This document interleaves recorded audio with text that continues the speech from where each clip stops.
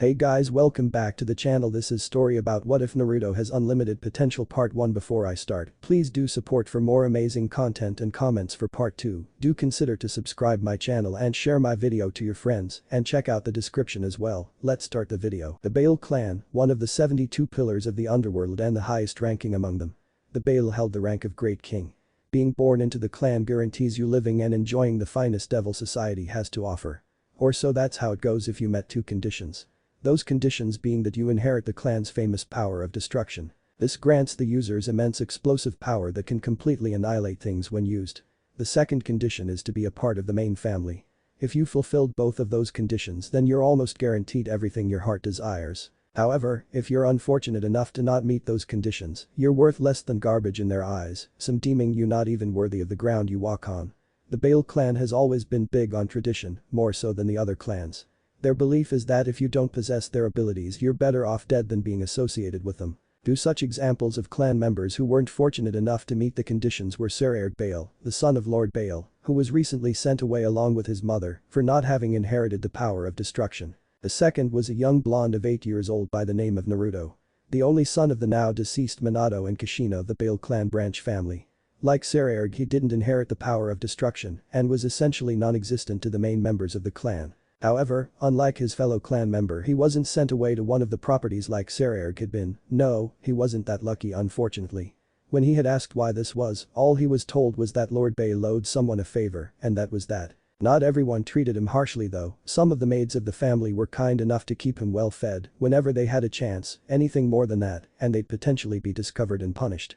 But for Naruto, that wasn't enough to offset being treated like he didn't exist for something he wasn't born with. What was worse was that while all the other kids his age were out getting their evil P sets from Majuka Beelzebub, one of the current Satans, all he could do was read old science books the clan didn't care for nor maintain. It really pissed him off. Why couldn't he have his own peerage? Even who was considered a failure, got one prior to him being shipped off. So what if he couldn't use that damn power? He could still be strong. He'd ask them to teach him how to use magic, and with that he could be strong and not disgrace the Baale name like they were afraid of. Their response: he wasn't worth the effort. Even if he learned magic, he'd still be a Baale without the clan's signature ability. Damn them, Naruto said angrily as he glared at the mattress he was currently sitting on. His small hands curled into fists as he remembered all the conversations. Anytime he even tried to initiate a conversation, he was told to head to his room. He was honestly surprised he even had a room. Granted, it was a room at the furthest end of the manor, in a wing almost nobody visits, but still a room. Damn them. He yelled as he began punching the bed with everything he could muster. After 5 minutes of abusing his mattress, he stopped to take a few deep breaths. He righted himself and tried to calm down, but found it difficult. Looking up, his attention was drawn to an old drawer that had been in the room since it became his. I'll show them all. At that point something inside him changed. Almost instinctively he swiped his hand horizontally in the direction of the dresser and watched in awe as the old dresser was sliced clean in half. He looked down at his hand, wondering what he'd just done. His hand didn't look any different. There was no magic circle in his hand or anything of the sort that could have caused what had happened. He closed his eyes and focused, trying to recreate the feeling he'd felt when he did it. After 10 minutes he suddenly felt it. It was almost as if he was holding more solid air. Upon opening his eyes, he noticed the space around his palm was slightly distorted. Using his free hand he tried to touch it and noticed that his hand would stop advancing the moment it touches the distorted space. He tried to push a little harder to no avail. All that happened was the slight flashes of purple and green when there was contact. It seemed the closer he tried getting his hands to touch, the harder it became. Almost as if his hand was somehow slowing down. Unknown to him and the rest of the supernatural world, the moment he unlocked this ability, the balance of power in the world shifted dramatically. XXXXXXX. 4 years passed since Naruto unlocked what he believed was his innate devil ability, which he named Infinity. In that time he's made leaps and bounds with it in secret. Unlike the power of destruction, which radiated power that drew everyone's attention, Infinity was much more discreet, which gave him the advantage of training to his heart's content. He'd learned how it worked and how to control it. With it he could increase his speed, which he practiced in the dead of night to make sure he wasn't seen. Distort reality, like he did with the dresses 4 years ago. He even learned how to suspend himself in mid-air by manipulating the space around him. What he was most proud of, however, were the techniques he was currently working on. He'd found a way to create techniques that brought divergence and convergence of infinity into reality, to create devastating techniques. Those science books he read all those years ago really came in handy. Specifically those books relating to space and gravity. The Baale clan messed up having those available to him. He never practiced them at the clan manor of course, nor did he do it when Lord Baale the family was around in fear of being discovered before he was strong enough. Instead he'd leave the manor and train in a secluded area far off in the devil countryside, thankfully no one bothered to look for him. Training with his power wasn't the only thing that had happened. One day he stumbled upon a gold mine. While he was training in a no longer used storage room, he found a rather interesting looking chess set and old, out-of-date books on basic devil magic, which is how he was able to train in areas far away from the manor and prying eyes. He knew what the chess set was the moment he laid eyes on it, as he could feel the aura radiating off of it. It was light, but enough to be felt. It also looked different than the ones he'd seen others with. This one looked older and the pieces were different in their design. He figured they must have been there for a while considering the amount of dust covering the pieces. It wasn't how he imagined getting an evil piece set, but he wasn't complaining. It wasn't difficult to figure out how they worked either. He asked one of the maids that was nice to him, and she, knowing he never got a set, decided to humor him after he gave her his best pleading look. She explained the ins and outs of the set and how they were used to reincarnate others to help boost the devil population. He also made sure to ask if there were other types of sets, to which she responded that there were. What she described was exactly what he'd found. Naruto had come across one of the first evil piece sets Ajuka had created. Apparently some sets had side effects and the Baale clan refused to use a potentially faulty set. Those were their own words. Instead they kept it stored away until the sets were later refined. The maid also told him that those sets are no longer created and that an old friend of hers died not too long after looking into why exactly the sets were completely overhauled. After that last bit she clammed up and left him alone. After the explanation it only left Naruto with more questions than answers. Following that he made sure to hide the set and continue his secret training. He'd also made up his mind that he was going to leave the underworld for a while. The moment he discovered the evil piece set the thought had plagued his mind. He'd leave the prejudiced underworld and form the strongest peerage he could. Then he'd come back and show the Baale clan and everyone who thought like them, meaning almost all of the older families minus one or two, what real power looked like. The thought of the underworld losing their shit at the fact that one of the failures of the Baale clan was one of the strongest was what drove him to continue his harsh training. Like it was right now for instance. Naruto had just managed to complete another new technique after days of rigorous training and was working on another. His body hurt, he was tired, and his palm was slightly burned from all the concentrated demonic energy he focused in that area. If he wanted his plan to come to fruition he needed to work through it. As he was about to try again he stopped when he looked at the small clock he had nearby. Oh shit, it's almost starting. He said to himself. He summoned a magic circle on the ground and sat back as it projected an image in the air. He was really glad he'd found that old book even if it was outdated. Not only was this basic spell good for transportation, but broadcasting too. The broadcast he was interested in today was for a raiding game. It featured the current rank 2 devil Roygun Belphegor and someone he wasn't familiar with from the Ager's family. Currently the broadcast was showing the people in attendance, seeing as the game hadn't started yet. Normally games are broadcasted only, but on occasions when a highly anticipated matchup is happening, in-person attendance is allowed. Though they watched the actual match from a broadcast within the room, those allowed in got to talk with the competitors both before and after a match. The image of the stage flashed for a minute before changing to show 2 of the 4 current Satans. Surzich's Lucifer and Ajuka Beelzebub, the only 2 among them that were classified as super devil due to their immense power. Though they were definitely imposing figures his eyes were drawn to the person standing behind and to the right of Surzich's. She was a young-looking woman that could pass off for being in her 20s. She had long silver hair, a long braid on each side with small blue bows at the ends, while the rest was let down which ended in twin braids. She had light red eyes and wore a blue and white maid outfit that, even someone as young as him could see, really hugged her figure well. She was easily the most beautiful woman he'd ever seen. Graia Lucifuge, he'd heard about the woman, but had never seen her. All he knew was that she was the maid for Surzich's and his family. Most believed that they were married, but that was disproved when the man himself said he was married to someone else. Even though she was simply standing there with an expressionless look on her face, he was captivated. Unfortunately for the young man the stage was ready and the image changed to the competitors all getting in their respective positions. He was even more disappointed however when the match actually began. He thought someone challenging Belphegor must have had some power or strategy to be confident enough to try him. That didn't seem to be the case as within the first 10 minutes Roygun was dominating the game. He stopped the broadcast and stood up, he couldn't watch that any longer. Might as well continue training. He murmured to himself. I'm close, I can feel it. I can't work here though. He once again summoned a magic circle, but this time used it to teleport himself away. He reappeared in the same secluded field he'd been using for the past couple of years. It was the perfect place to work on his more powerful techniques. Naruto closed his eyes and brought his right hand up, palm facing upwards, and took a few deep breaths. Here we go, he began channeling energy and felt the space around him begin shifting. If one were to be there with him, they'd see 4 beams of red light begin to spiral around his palm until they reached a single point above it. A small red orb formed and began glowing brightly. The blonde could feel himself starting to sweat and began to feel himself losing it. Oh shit. He yelled as the energy became unstable within the orb and dispersed with a small pop of energy. Unknown to him, it let off a little more power than he imagined. Damn, he grunted in frustration as he sat down.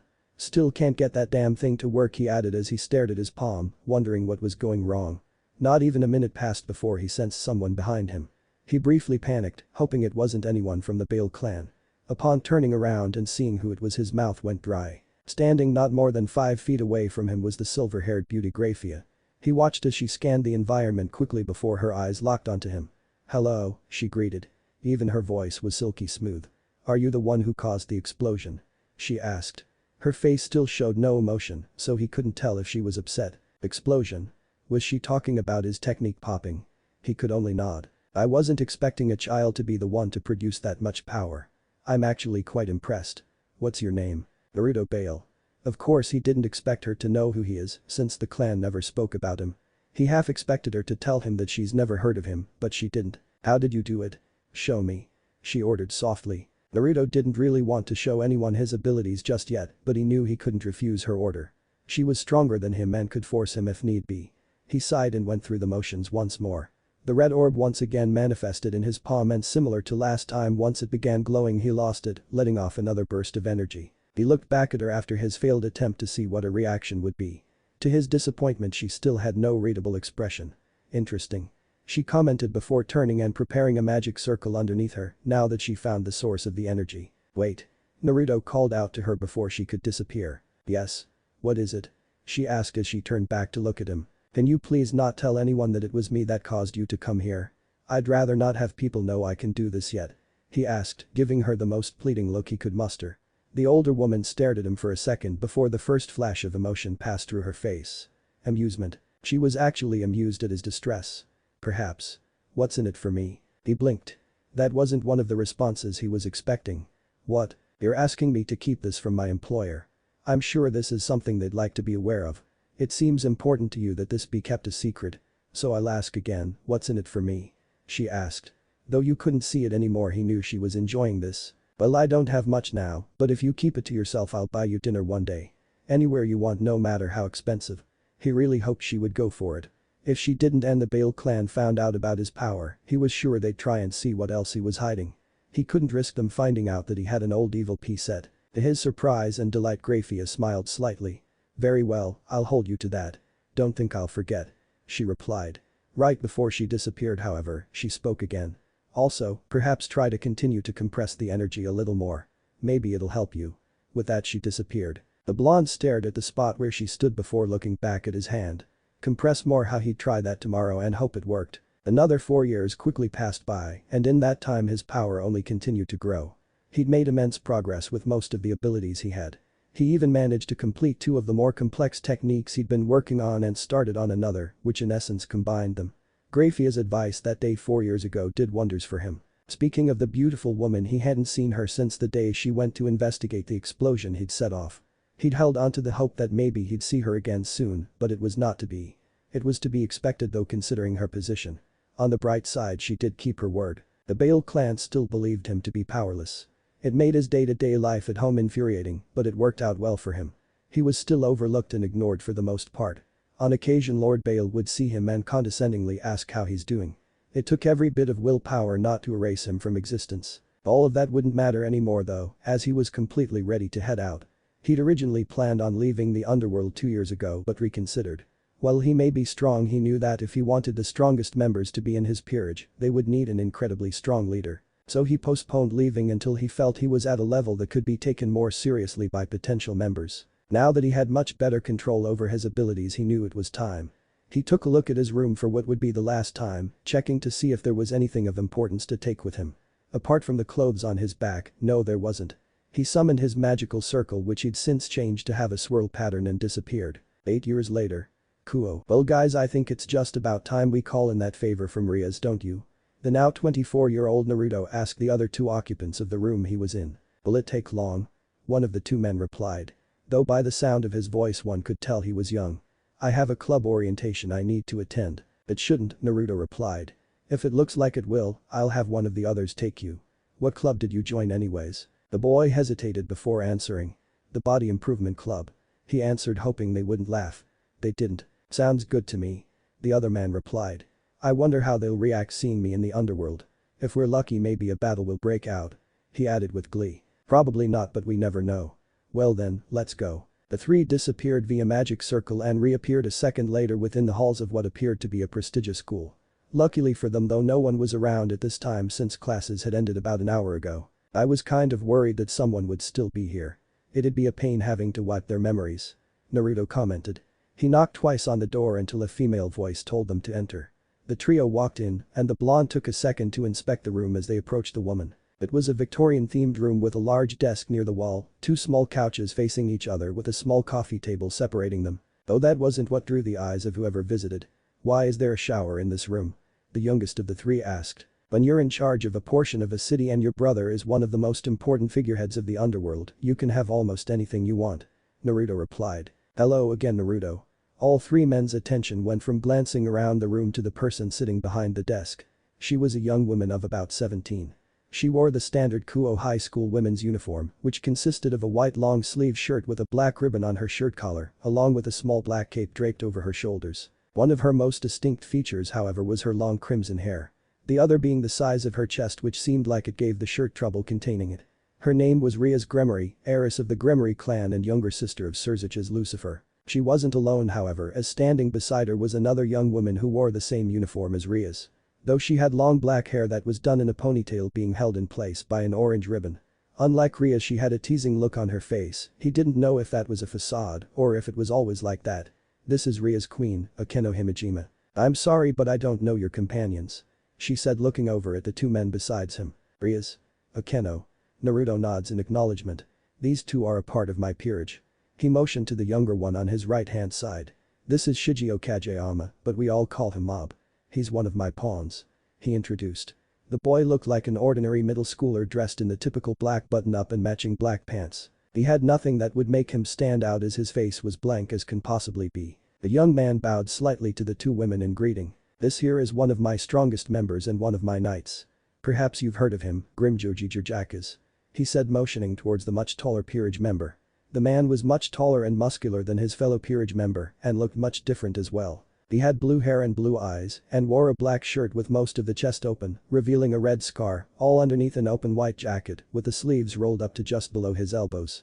Two white belts were fitted at his waist, one keeping his pants up, the other holding his katana on his left side. The most noticeable thing though was the bone-like fragment sitting on the right side of his jaw and green markings below his eyes. The two young women looked at the man before shaking their heads negative. Sorry but no. Inwardly Naruto shook his head in disbelief. They really didn't keep up with what goes on in the world. Anyways I'm surprised to see you here today. Did you need something? She asked breaking him from his thoughts. Yes actually. I'd like to call in that favor from the other day. He explained casually as the three took a seat. Rias nodded and sat up a bit straighter in her seat. Very well. I'm a woman of my word. What would you like? She asked curiously. I need an audience with your older brother within the next 2 hours. By the look on her face it was clearly not one of the things she imagined he'd ask for. Well I'm grateful that you helped me secure a powerful member into my peerage, I don't think that warrants an audience with one of the Satans. He's a very busy man. Isn't there anything else you'd like? Money perhaps? She asked, hoping something would catch his attention. Naruto leaned back into the couch, a pensive look on his face. He rubbed his chin in thought and snapped his fingers when he got an idea. How about a wager? The redhead looked intrigued and motioned him to continue. How about you and your peerage take on Mob? If you win, I'll give you one of my peerage members, but if I win you call your brother and let me talk to him. I'll arrange everything myself. He offered, knowing damn well they wouldn't beat him. The two women glanced at each other before looking at Mob at the same time. You can tell your brother I have news concerning the infinite dragon god. I'm sure he'll be interested in meeting with me. He said, gaining their attention briefly. They went back to staring at the young boy who stared back with a blank look on his face. The king and queen duo smiled at the same time and nodded. Very well, we can do this out back. I'll summon the rest of my peerage and we can do this. The blonde nodded and motioned for the two men to follow him out. Once we're done here you can go back and get ready for your club meeting. Mob smiled and nodded, eager to start improving himself. Within 5 minutes the rest of Rias' peerage was assembled and stood before them. There was a young brown-haired boy who wore the male version of the school uniform. Though he didn't attend the school, Naruto was sure that having a red shirt underneath the school blazer had to be against the dress code. The boy finished the look with matching black pants and shoes. Next to him was another young man, though this one was a blonde who had a more confident look on his face. He too wore the boy's uniform, though he actually wore it properly. A white short-sleeve button-up and black pants and black shoes. If the swords being conjured around him were any indication, he'd say this was her night. Finally, the shortest member of her peerage by far was a young-looking girl with white hair styled in such a fashion that it looked like she had cat ears. Her yellow eyes also gave a cat-like impression. Other than not filling out her uniform like the other two women, she wore exactly the same thing as them. "Allow me to introduce you to my peerage." Rias began. "You've met Issei." She motioned to the brown-haired boy. "Yudo Kiba, my knight. Kaneko Taojo my rook. A pleasure." Naruto greeted. "Now if you don't mind could we get started? Mob here has a club meeting to attend at his school and I'd hate to be the reason he's late." Rias nodded and stood in front of her peerage while Naruto and Grimjo stepped back a few feet. "You think they'll make the kid try?" Grimjo asked in a bored tone as he stuffed his hands into his pockets. He observed every member of her peerage and not one managed to impress him. Naruto smiled as Mob looked back to give them a thumbs up. "Not even a little bit. Everyone ready? Begin." The first to attack was Issei, which considering he'd only been a devil for a few days, impressed him slightly. But that confidence to attack was the only thing that impressed him.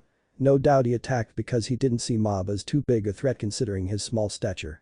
A reasonable, if not incorrect assumption. Though Mob didn't have an imposing figure, he was by no means weak. He has powerful telekinetic powers which were actually one of the reasons he ended up joining his peerage. The poor boy lost control one day when in an emotional state and his body couldn't handle the pushback. Naruto offered the boy a second chance to live in exchange for his help, and the boy agreed. Mob tilted his head aside as Issei threw a sloppy punch and placed his hand on his back when the boy's momentum kept him moving forward. Mob's hand glowed for a split second before Issei was violently tossed through the air hard enough to knock over a tree and slam into another one.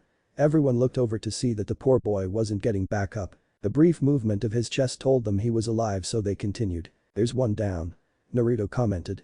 Kiba was the next to attack. The difference in speed was on clear display as he dashed towards Mob much faster than Issei and slashed horizontally. The black-haired boy ducked and raised his arm towards Issei before swiping at the air. Issei once again soared through the air but was caught by Kiba, who had to stop his second slash to make sure his friend wasn't hurt even more. In his distracted state, Kiba didn't notice his tie begin to glow and wrap around his neck and start to squeeze.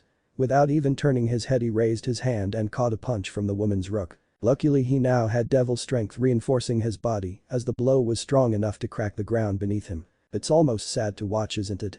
Grimjo asked rhetorically. "A middle schooler is making quick work of them. You'd think someone related to a Satan would have stronger members with them." Naruto nodded as he watched Mob continue to simply catch the young girl's attacks while continually choking Kiba. "It's to be expected really." He chuckled watching the three get tossed aside. "She's focused on getting out of an arranged marriage from what Sarair told me." The blue-haired man scoffed. "She's gonna end up paying for that in the future for not focusing on training them." "Yeah, but it's not our problem." They noticed Mob pull his phone out of his pocket and his eyes widened. "It's over."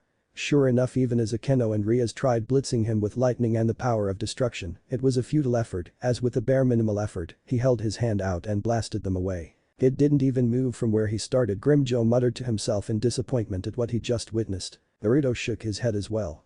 "Do me a favor and take Mob to his club and then meet up at the house. Gather everyone." The man nodded but grumbled something inaudible while Naruto walked over to the downed Reed. "You alright there? Man, you guys got roughed up," he teased. "We got beat by a middle schooler," she said in embarrassment. "Was he trying at all?" she asked, hoping to get some of her dignity back. "Oh no, not at all, oi Mob.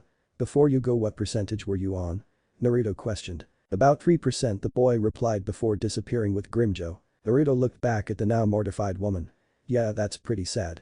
Anyway, mind getting in touch with Lucifer?" Rias huffed. "Fine."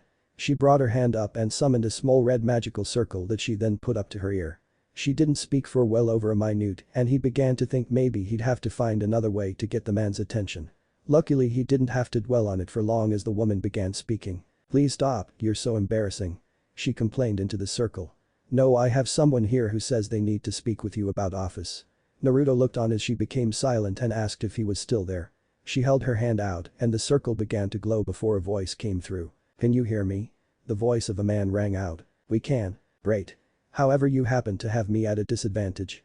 You know my name, but I don't know to whom I'm speaking with. Naruto Baale, though I've since abandoned that name and go by Uzumaki these days." He answered, ignoring Ria's shocked look at the mention of his name. "A pleasure. Now, I was told you had information regarding office." "That's correct. Though would it be possible to have this conversation in person? The information is quite sensitive and there is another matter entirely I'd like to discuss with you. I should have an opening in about 2 hours or so. If that works for you, I can arrange my Queen Graia to pick you up from the academy." What luck that in 2 hours he'd have an opening. "That's perfect. Though would you mind if I brought my peerage along?" "It shouldn't be a problem." "Well then, I'll see you here." The circle disappeared from Ria's hand and he stood up from his crouched position. He looked to see everyone finally regaining their bearing and beginning to stand up. "Well, it looks like you guys are alright. I'll see you around." Giving them a small wave, he summoned his own magical circle beneath him and disappeared. He reappeared in the center of a giant living room of the compound he'd purchased here in Kuo. It was a giant 3-story mansion that easily housed all of his peerage members. Plus there were still other buildings around that were used for training, storage, and anything else they might need. Speaking of peerage members. Didn't I tell him to gather them? Naruto said to himself, slightly annoyed that they weren't here. "Hoi. Everyone down here now." Within seconds all of his pieces were in attendance. Everyone was either taking a seat on one of the many couches around the TV or standing in the case of Grimjo. He wanted to smile in glee. It was finally time for him and his peerage to make their underworld debut. He was excited to see how they would react to certain members. They would for sure throw a fit. He glanced at everyone, making sure he had their complete attention. First was his knight Grimjo Jijirjakas. Labeled a triple S class criminal by the Yokai faction and was one of the most powerful Yokai born in recent years. Next was his second knight and one of his more calm and collected members who was currently sitting down drinking a cup of tea. His attire consists of a wide-brimmed black hat decorated with a large plume and a long open black coat with no shirt underneath, with red flower-patterned sleeves and collar. He has a small golden cross necklace that hides a small dagger. He has light purple pants tucked into a pair of black boots. The most eye-catching thing about him, however, was the giant black blade that rests on his back. Though at the moment it was leaning against the couch. He was a wandering swordsman looking for a good challenge. The humans he faced didn't last a minute against him, and the few supernatural swordsmen he fought didn't do much better. He originally declined the invitation to join, but after being told of master-class swordsmen that the stronger devils had in their peerage, he agreed. He hoped to find a challenge and trusted Naruto would get him one. His name is Dracula Mihik. Next up was one of his shorter, more cheerful members. A young magician blessed with great magical power. The downside was that she could only cast one technique, that being an explosion. Because of that, she was deemed useless by her peers and was excommunicated from the magician faction. She set out to get stronger and prove them wrong. She had the look of a cartoon witch. She wears a black cloak with a gold border, a black choker, and a red long-sleeve dress that stopped just below the waist. One leg was bandaged and the other had a black high sock. She had her own notable trait, that being the eye patch covering her left eye. She claimed it sealed her power, but everyone knew she thought it just looked cool. Her name is Megumin. His bishop. The next woman was his second bishop. Unlike her younger counterpart, she was taller and older. She wore very revealing clothing for which she was often berated by another member of the peerage. She wore a pair of thigh-high purple socks, along with a pair of matching purple panties. She had a small purple vest that covered her and had light fur at the neck, as well as purple gloves. She had short black hair and gold eyes along with a mysterious aura about her. Like him, her ability was also called Infinity, though it worked in a different sense. Her spells could last forever after being cast. She accepted his offer of joining as she saw him as a rare individual due to his abilities and the mystery surrounding them. Her name was Merlin. One of the strongest mages alive. Next was his first rook. A rowdy and short-tempered woman who was always looking for the next fight. She had overwhelming fire magic that could put even a volcano to shame, which has only been further enhanced with her devil piece. She usually liked to form her attacks into the shape of feline animals such as lions, panthers and cheetahs, and was even able to completely engulf herself in fire to increase her physical abilities. She was an average-sized woman with blue eyes and long, wavy vermilion-colored hair. Her most interesting features were red markings accenting her eyes and one sharp canine tooth sticking out her lip. She wore a white tunic covered by a long dark blue shirt, with her keeping the sleeves long with a high collar. She wore a purple sash around her waist with white trousers, with her wearing a long red cape. Her name was Muriel Leona Vermilion, a ferocious and dangerous fire mage. Next up was his second rook, an extremely dangerous human-turned-devil. He used to be a mercenary for hire and one of the best blacksmiths in the world, enough where he was able to imbue a 6-foot-long greatsword with magic where it was able to kill angels, fallen angels, yokai and devils. He joined because he was betrayed by his best friend who proceeded to rape, then kill his girlfriend while he watched, then tore out his eye and cut off one of his arms as a reminder. The man was 6'5", easily being one of the tallest members there. Well, he had short spiky black hair resembling a crew cut with a few bangs hanging down, with a small tuft of white hair on his head. He was easily one of the most scarred people there, also with him missing one eye which stayed forever closed with a scar across his nose and having a mechanical arm in place of his flesh one. He was covered from neck down in midnight scaled armor while he sat in a love chair, sharpening his massive blade. This was Guts, considered one of the strongest humans in history before turning into a devil and known for his legendary Dragon Slayer sword and berserker armor that gave him the appearance of a demonic dog wolf. Finally there were his pawns. Though they were pawns, they were anything but disposable. First was a tall man in a white military-style suit with a double-breasted jacket on. He had 2 red armbands with a skull on them on each band. He had small bolts in his ears as earrings as well as a red mohawk. He was a member of a human faction named Quincy's who had the ability to use the spirit energy in the air and convert it into weapons and in his case, create devastating fire attacks. His name was Bazard Black, aka Baz B. Next up was a young man of about 17 with two-tone black and pink hair. He was actually killed by his own sacred gear that housed a demon inside of it. Upon reviving him, the demon made a pact with him. Once he regains his strength, they'll battle it out. If he wins, he removes the evil piece. If he loses, he allows free use of his power to its host Itadori Yuji. The next was a young martial artist with a terrible fashion sense.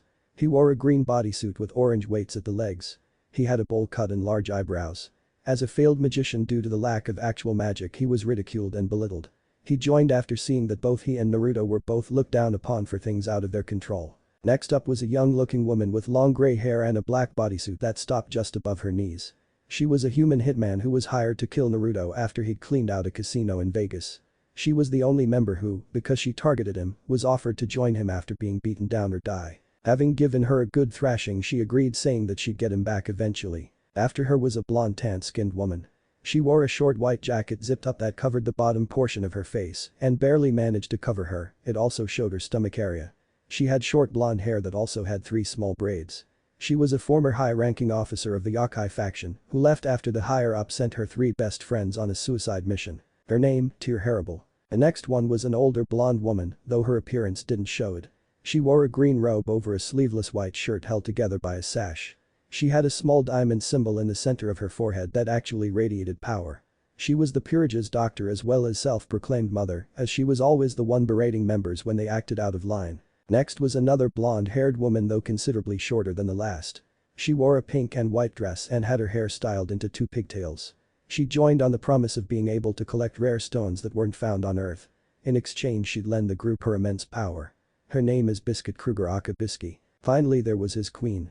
She has very long white hair and possessed white clear eyes, her eyebrows were cut very short and round, a symbol of nobility, and she wore a red shade of lipstick on her lips.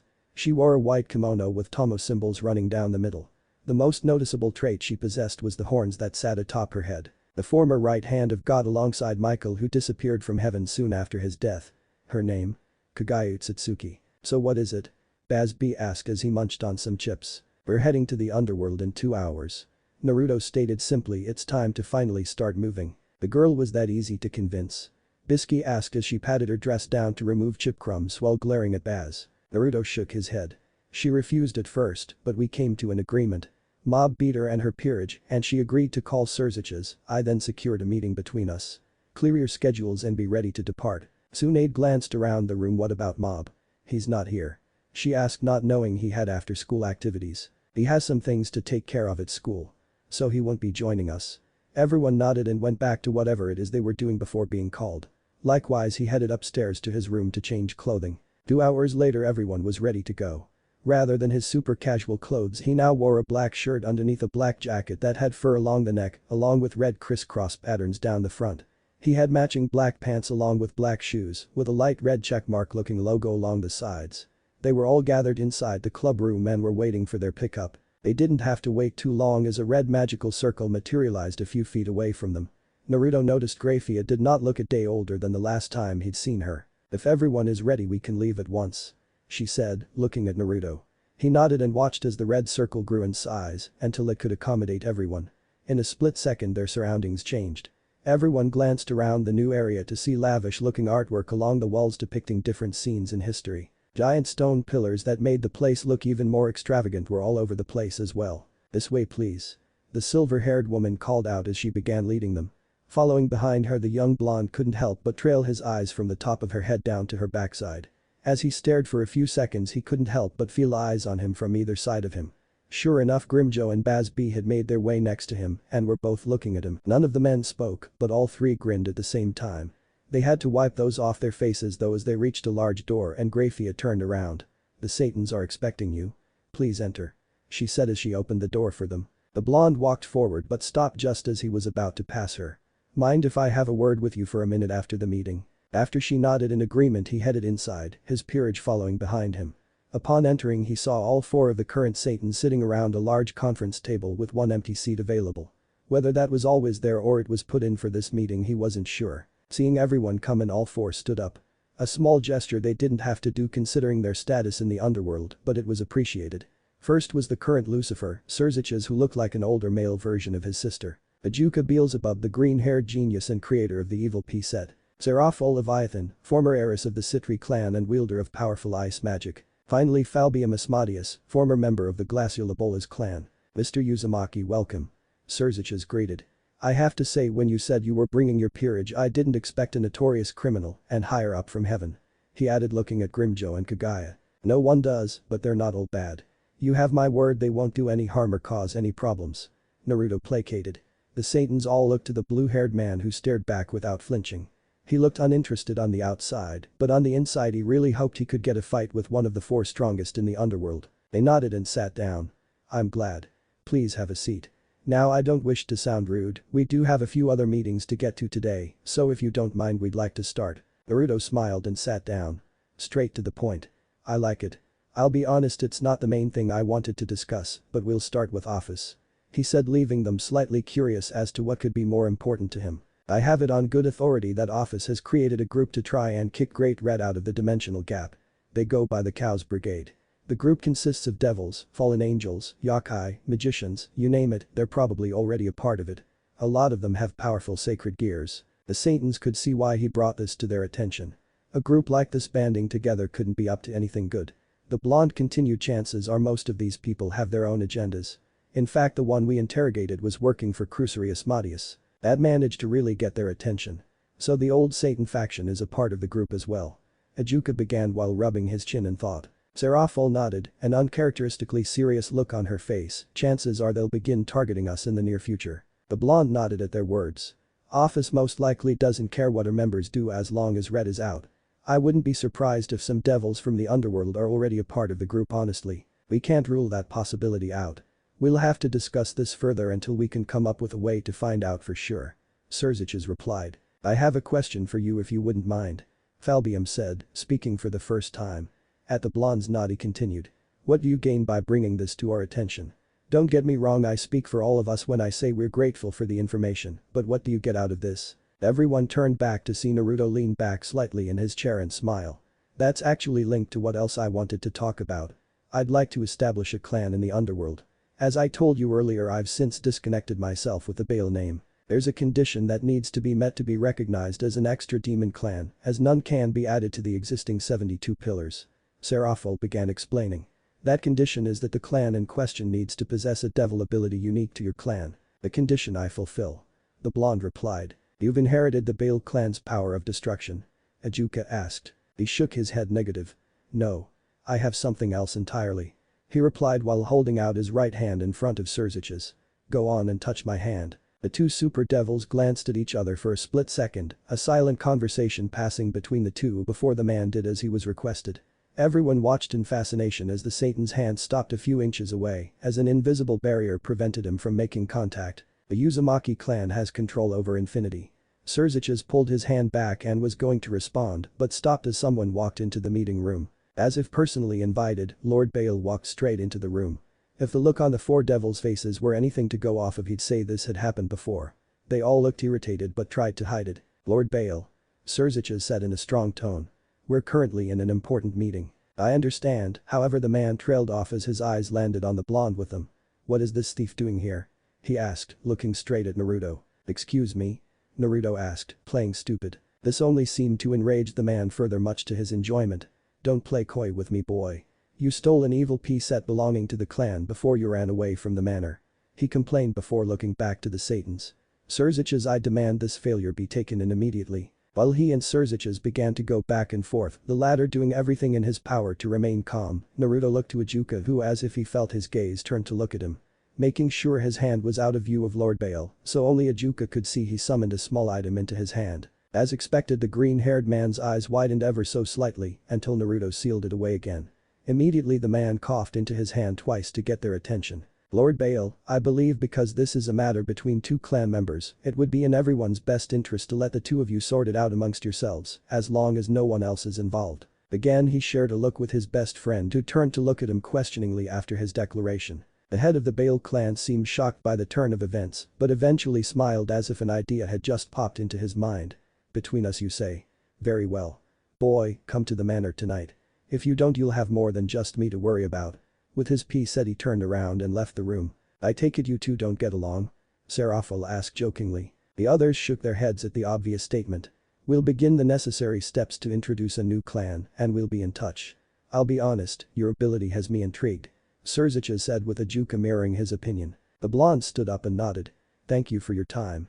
As they began leaving, he made eye contact with the silver-haired woman, who nodded back to him. You guys head back. I'll see you in a little bit. The moment his peerage disappeared, he heard the door behind him open then close. You've grown.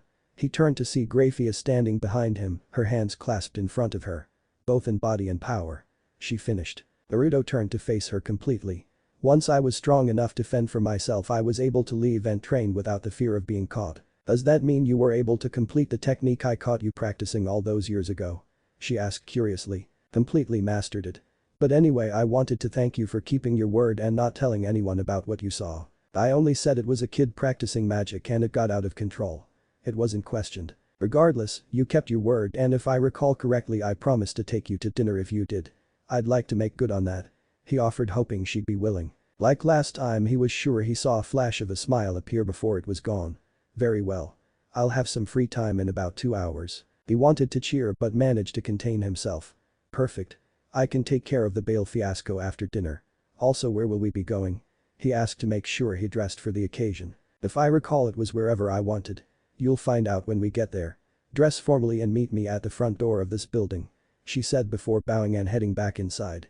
Once she was gone, he left the building to make sure he knew where he was so he could teleport himself back when the time came. The rest of the day passed by in a blur for him. After heading back home, he showered, making sure he didn't miss a spot, and was currently standing in front of a mirror fixing himself up. His 12-year-old self would never believe that he'd actually get a date with a woman, but here he was. He was now in an all-black suit with a white button-up shirt being the only non-black item. After letting Tsunade make sure everything looked okay and he smelled good, he was off. The young man almost lost the ability to speak when she appeared just seconds after him. Rather than the maid uniform he had seen her in, she now wore a tight white dress that ended just above her knees, along with a pair of black heels that added a couple inches to her height. The dress did a damn good job highlighting her curves, he thought. He also couldn't help but notice it showed a nice bit of cleavage. Wow. You look beautiful. He complimented. Thank you. You clean up well yourself. Come now.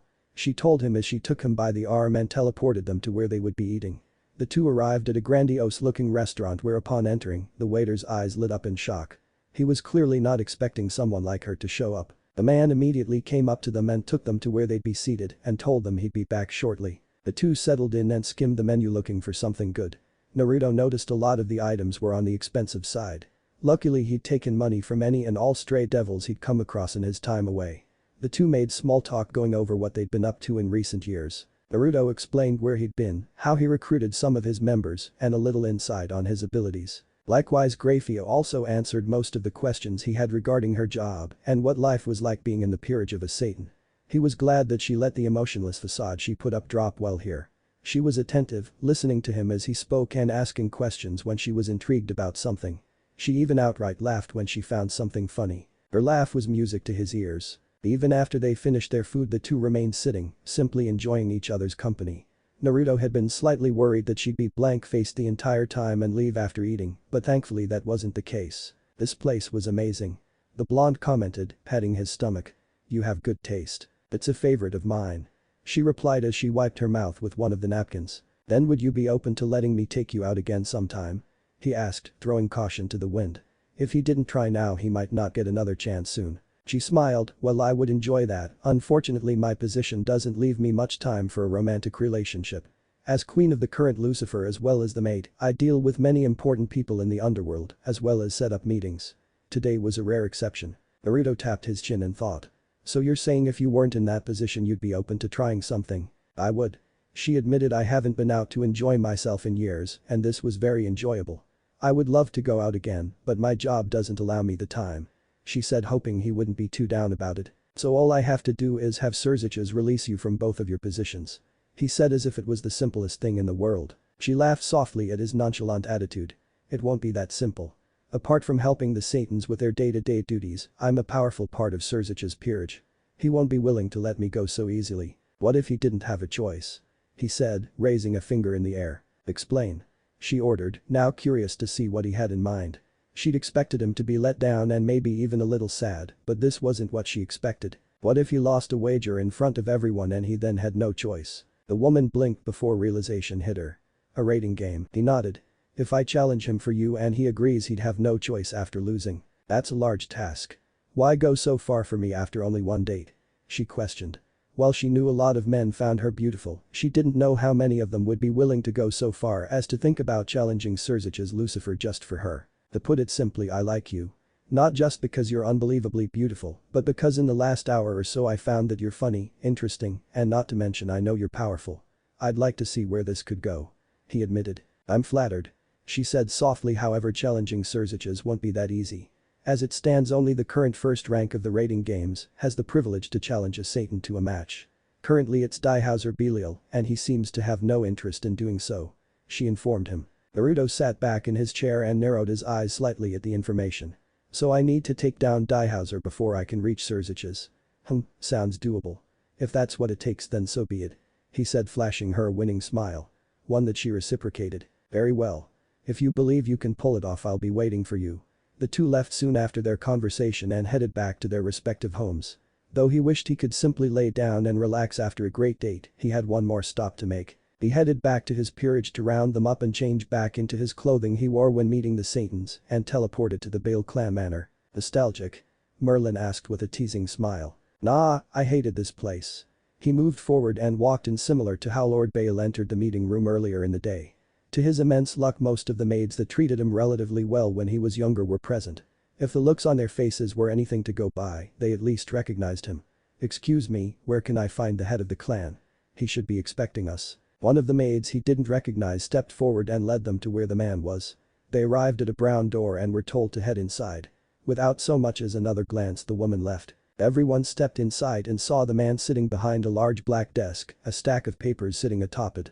Unlike the Satans who were courteous enough to stand, he didn't. Before even being told to sit down the blonde grabbed a chair in front of him and dropped down onto it before crossing his legs. I would say it's nice to see you, but that would be a lie. He said, which seemed to annoy the man. Look boy, Beelzebub is having us settle this among ourselves. So I've come up with something that can clear this whole thing up. The man paused to take in their reactions. Well? Spit it out, Baz B barked at him, already annoyed by the dramatics of the man. He'd already made an ass of himself earlier, this was just making him look worse. The man narrowed his eyes at the mohawk-having man but turned his attention back to the blonde. Seeing as you stole our evil piece set, why not put them to use? We'll have a rating game in a week's time between you and a champion of my choice to represent me. Should you lose you'll have your pieces stripped and you lot will be executed. He told them, not bothering to hide his malicious smile. Who's the champion? As he finished asking, a green clan symbol appeared on the ground next to Lord Baale, revealing a blond man who seemed to be in his 30s. He wore standard nobleman's attire and looked at them with a look of contempt. Just on time. Let me introduce you to the man ranked third in the rating games, Bet-Is-A-Bad, and the man in question continued to look at them like they were less than filth. Kind of like how the Baale clan looked at him most of the time. Listen here brats, the rating games are a noble's form of entertainment for the upper class. Low-class reincarnated devils who don't have talent, wealth, or status have no business involving themselves in the games. Be honored you'll be sharing the arena with me. Even if it's only to embarrass yourselves. He spat. While the man was droning on, Naruto had tuned him out, instead replaying the words Graia had told him earlier today. Only the current first rank could challenge a Satan to a match. If I'm risking execution then I have my own stipulation. Unless you're afraid your man will lose. That seemed to piss Abaddon off seeing as he took a step forward. Luckily he was stopped by Lord Baale as Grimjo had already reached for his blade. The man nodded for him to continue. If I win, no matter in what way, I become the new third rank. The man didn't hesitate to agree. Seeing that they had come to an agreement he stood and motioned for everyone to follow. As they left the office the ever-quiet Mihik spoke. What an insufferable man. Being in the same room as him had me itching for Dragonslayer guts. Grunted out, glad to be away from the arrogant devil before he did something drastic. I know what you mean. It was getting hard to block out my sacred gear's voice in my head telling me to kill him. Itadori added. I was this close to blasting a hole through the fucker's head. Baz commented as he held his thumb and index finger together to show how close he was. So how are we going to handle him? Haribal asked as they reappeared in their home. The smile Naruto let appear on his face was just as malevolent as the one Lord Baale had shot at them. You guys are going to thoroughly humiliate his peerage while I handle him. The rating game automatically removes you when you're no longer lit to compete. I'm going to kill him before it can remove him from the arena. That's why you said no matter what way you win. Itadori commented. It all made sense now. A nod was his answer. At this everyone smirked. This was gonna be good. The following day, the soon-to-be clan head found himself walking down the streets of Kuo back to the house. In his hands were 4 large bags full of different assortments of gluttons that were his peerage members' family had made quick work of the food after their meeting with Lord Baale. They were all looking forward to the game, waiting to get back at him for the way he spoke to them. Similarly for him the man's words echoed in his head all night and he'd hardly gotten any sleep. Not because of what he said mind you, it was more so him going over the best way he could kill that asshole. He had plenty of techniques that could get the job done, but he needed something that would really get people talking. Something that left no room for debate whether or not he truly deserved the title as the third best. 2 ideas popped into the forefront of his mind, but he was unsure as to which was the better choice. He also didn't want to show off too much, after all he still needed to deal with whoever was in second place, as well as Diehauser before Surzages. If he showed all of his cards in this debut match, then he would be left with no surprises for the big leagues. He also made a mental note to do a little more research into Diehauser. While he was confident in his abilities, someone like Diehauser Belial shouldn't be taken lightly. He strolled on his path for a little while longer before he came to a sudden halt. He then casually glanced to his left. Any normal person would see nothing but trees, but he wasn't normal. He could sense 4 tainted energy signatures radiating from the within. He had sensed the 4 tainted energies that had been tailing him ever since he came out of the grocery store. As he extended his senses he found that one of them was familiar. It was the fallen angel woman from the night they killed Issei. The blonde sighed, looks like she didn't learn anything from our last encounter. Oh well, might as well deal with this now. He said quietly to himself as he made his way into the trees. After about 5 minutes of walking he turned around and placed the bags down. You've been following me for a while now. Might as well come out. He called out. For a few seconds the only sounds he heard were the soft rustlings of the leaves being moved by the wind until he heard 4 thumps behind him. His suspicions were confirmed a second later when he turned around and came face to face with 4 fallen angels. The first one, sure enough, was the one named Rainer from the other night. Alongside her were 2 other women and a single man. The man wore a white dress shirt under a grey trench coat and had matching black pants and shoes. The eye-catching detail was that he was also wearing both a fedora and an ascot. He stared at him with a calculating look as if appraising him, and by the expression on his face, one could tell that he didn't look impressed. Next was a younger woman who could pass off as a child. Her attire didn't help her look any older either as she wore a black and white gothic Lolita dress with frills, a black bow top sitting on her blonde hair and black shoes with thigh-high white socks. Like the man she too was staring at him though she had an arrogant smirk on her face. One that he'd be sure to wipe off very quickly. Finally, the last of her crew was arguably the most mature looking of them all. She had navy blue hair that partially covered her right eye. She wore a maroon-colored suit consisting of a short skirt that stopped well above the knees and a blazer-like top with a wide collar. Her shirt was also unbuttoned enough that it displayed her cleavage. Whether that was to distract her opponents or not, he wasn't sure. However, unlike the other 3 who seemed to believe they were safe, she wore a different expression. The moment his eyes met hers he knew she was aware that he was out of their league. Her eyes widened slightly, a far cry from the neutral expression she wore seconds ago. It seemed at least one of them had some sense. Maybe there was hope for her yet. Well? He asked, seeing as they hadn't moved. I'd really like to go home so let's hurry this up. I'm surprised you're back though, considering I beat you last time. He commented to Rainer who sneered at him in return. I was caught off guard. I wasn't expecting another devil there that night. Things are different this time.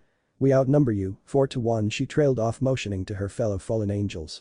Naruto smirked in confidence as he looked at the fallen getting ready to attack. 3 out of the 4 were none the wiser about their impending doom, with the one in the suit being the only one to take a step back. The man with the fedora stepped forward and created a light spear in one hand. I must say, you're pretty calm for a man that's about to die. Of course I'm calm. After all, you're weak.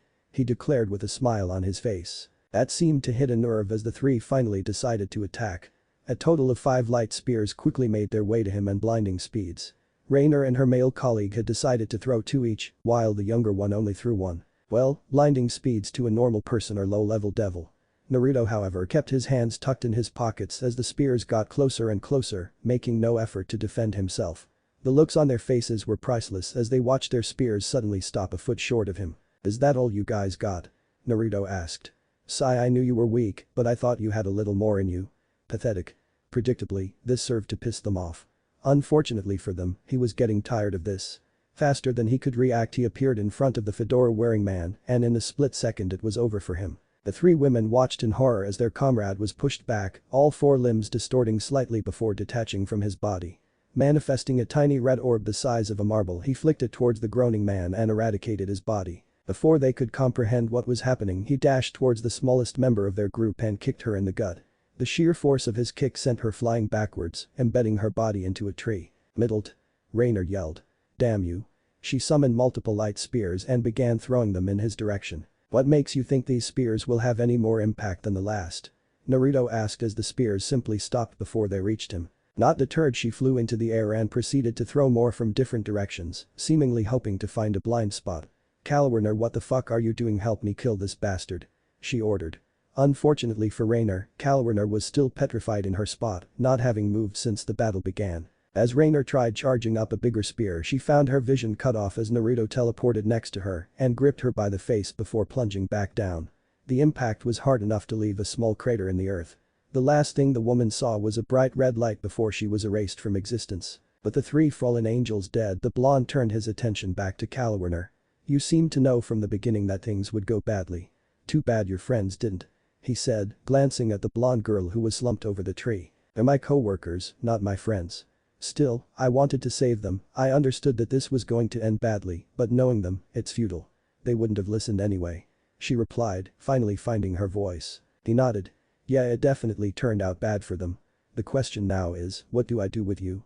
He said out loud and rubbed his chin before looking up. Ah, but it seems we are not alone anymore. Looks like we have a guest. Kalwerner frowned in confusion, wondering what he was talking about. That confusion quickly turned into shock and then fear when another figure landed between them. The man was relatively tall and had black hair with gold bangs and a black goatee. Like the fallen angel standing before him, he wore a long maroon jacket being kept closed by 2 black belts around his waist and gray slacks, along with black shoes. Azazel-sama, she uttered nervously. Naruto looked over the new arrival and whistled. The Governor General of the Fallen Angels. What brings you here? You avenging your fallen soldiers? He questioned. Azazel glanced at him and smirked.